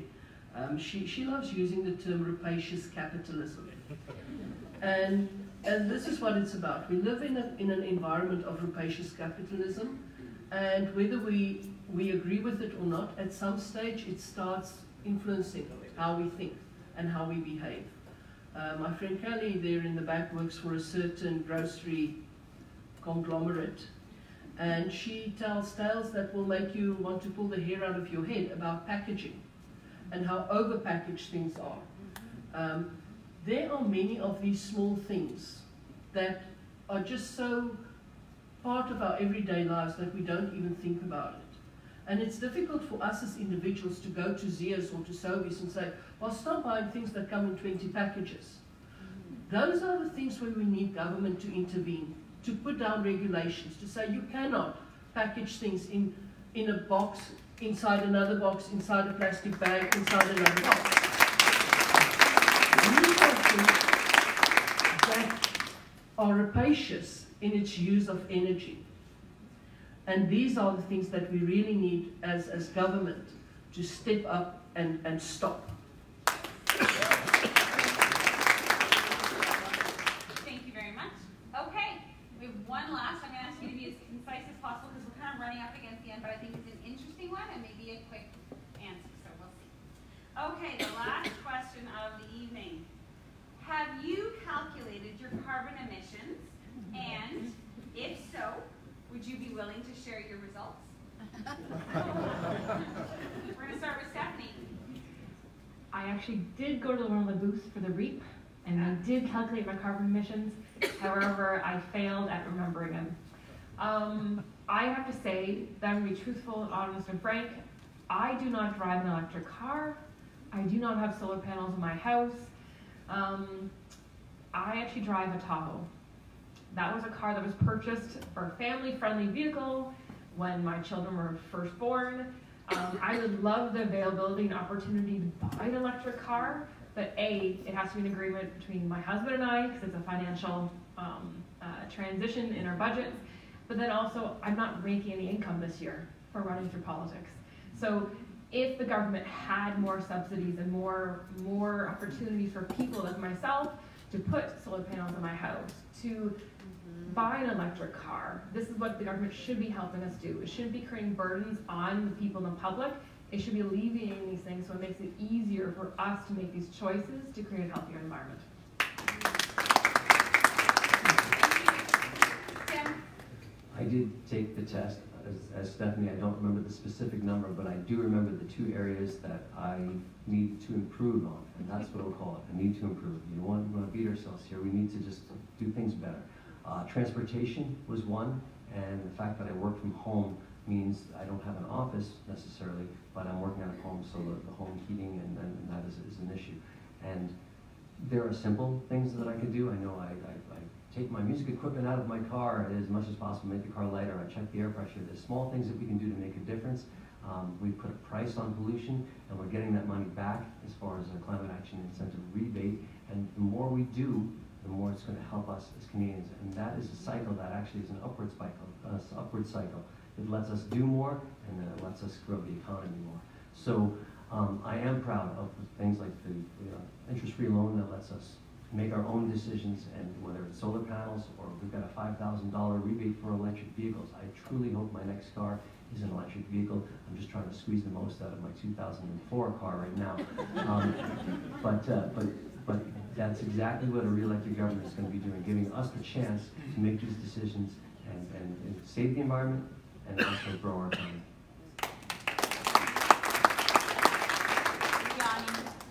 I have not checked my carbon footprint in many years. In fact, the last time I did it, I lived in Dubai, and it was shocking.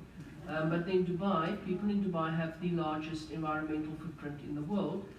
Some of it for reasons beyond their control, but many of it not. But I'm very cognizant that I need to do a lot more than what I currently do. I don't have to look any further than the garbage I put out every week to know that. And yes, I think we all need to be, I think there are very few people who can actually claim to be carbon neutral. Myself, I'm a long way off, and I'm very cognizant of that fact.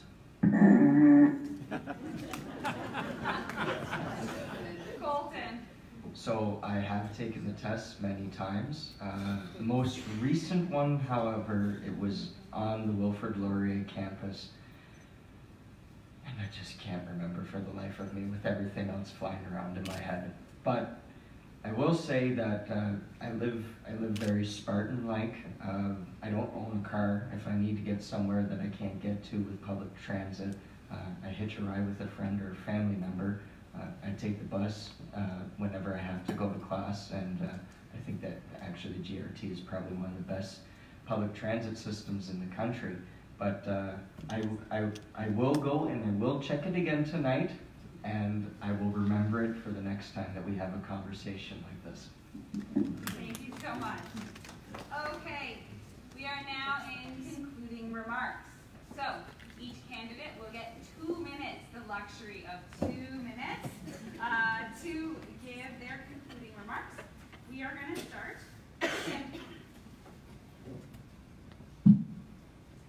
Well, I want to thank you guys for taking the time out of your busy lives to be here tonight. It's rewarding to know that so many people in our environment, in our community, care about the environment, and I appreciate that, and all of us here do appreciate it. We've been working hard to deliver our messages, knock on doors. I've been out relentlessly. I mentioned before that I ran in 2015, and I fell short by 251 votes.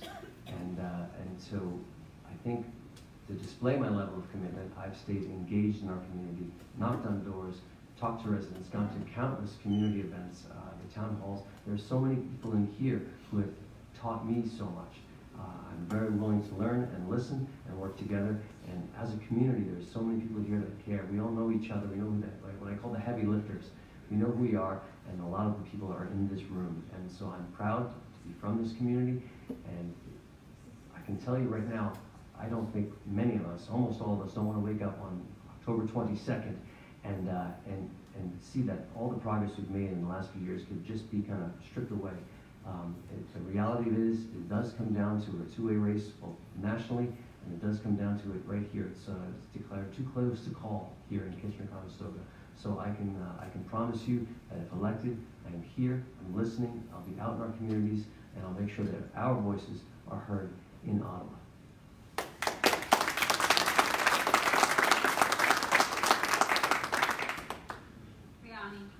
Thank you. I'm glad for Tim that he's so confident. I look at Jagmeet, and I look at the strides that he's made. He started this election and people did not know him, and every time they see him, people like him more and more for the steadfast, calm, committed and principled man that he is.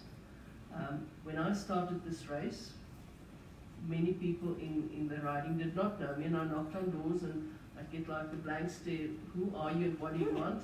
And I'm happy to say that by now I knock on doors and people, oh, I've seen you, or I've seen your name at least. So there's that, and I appreciate that, and so I hope that I've also been able to show people in the community who I am. and my commitment to issues that are important to people. For me, the overriding thing is that I look at a society that has been bent out of shape. And it's been bent out of shape for regular people, like all of us here.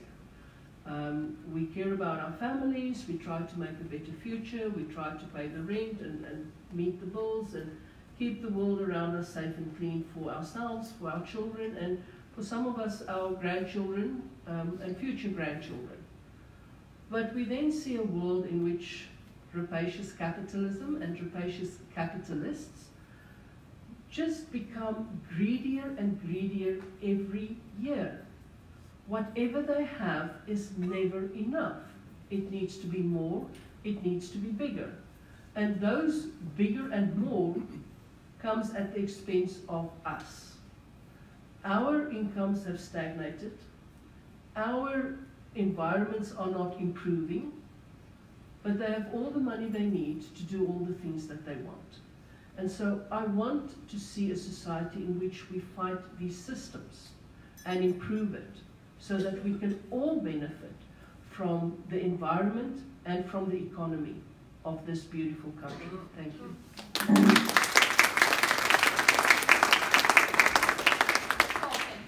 So yes, thank you to everyone who came out and everybody who's watching online. And I'd also like to thank my colleagues here. The People's Party is the newest political party in Canada, and we are just over a year old. So it's very exciting to get invited to these big events and to be given an equal platform to be able to express our ideas.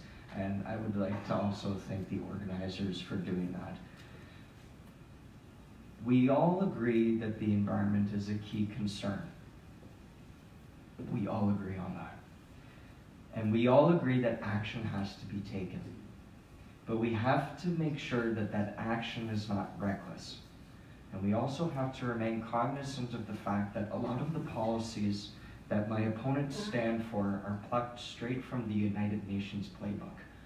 That's no way to create policy. That's no way to run a country, taking orders from a supranational, dysfunctional organization. We can solve these issues here in Canada without taking the initiatives from the United Nations. There's no reason why we need to listen to these bureaucrats who cannot be held accountable at all. And we will be able to do this. We can create and maintain a safe and sustainable environment with clean air, clean water, and efficient energy use without a carbon tax, without listening to the United Nations tell us what to do in our own homes. And we can do this while remaining in budget. Because frankly, folks, a lot of the solutions that my opponents are suggesting are so expensive that I am going to be paying for it for the rest of my life and will never even be able to afford a shed to live in. So that's my time right there, and I'd just like to thank everyone once again. Thank you for listening. I hope you were engaged. Thank you. Finally, Stephanie. Yes. So we're a pivotal point in history. We have an overwhelming challenge put before us. Individually, we cannot make the difference we need to make within our environment, within our country. Individually, we feel stressed when we can't do enough.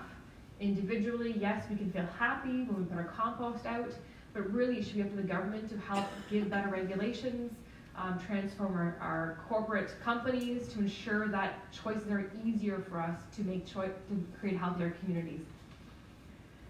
One thing that so Tim was very forthcoming in his discussion regarding voting for Conservative or voting for Liberals, and there's the only choice. The green choice is actually a viable choice. And then I'm hearing at the door canvassing, don't want to stick with the Liberals and they don't want to stick with the Conservatives. They don't know who to vote for, and the green is a good option. We don't have a whip vote, which means if a Conservative, Liberal, NDP bills goes before Parliament, I'm allowed to say yes.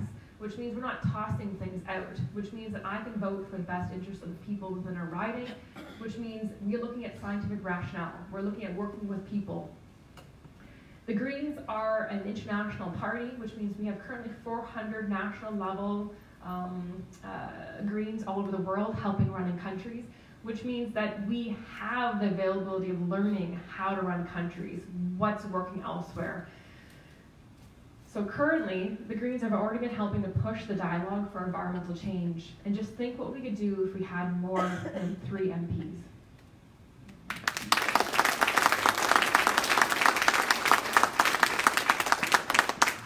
Thank you very much. That's the end of our questions. I want to say thank you to Stephanie, Tim, Riani, and Colton. Thank you so much for being here.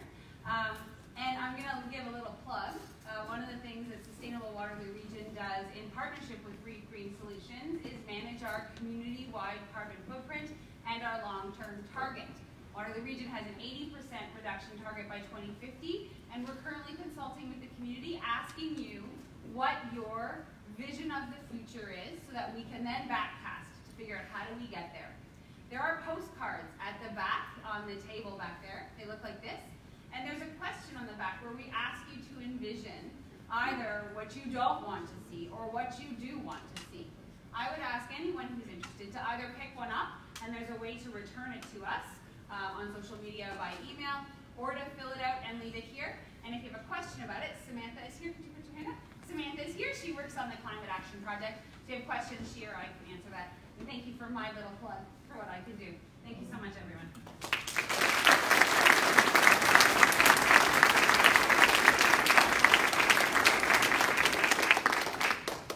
I'd like to thank Tova very much for being here for tonight, and as we say, she had a steady hand, and I do think her mother would be proud of her.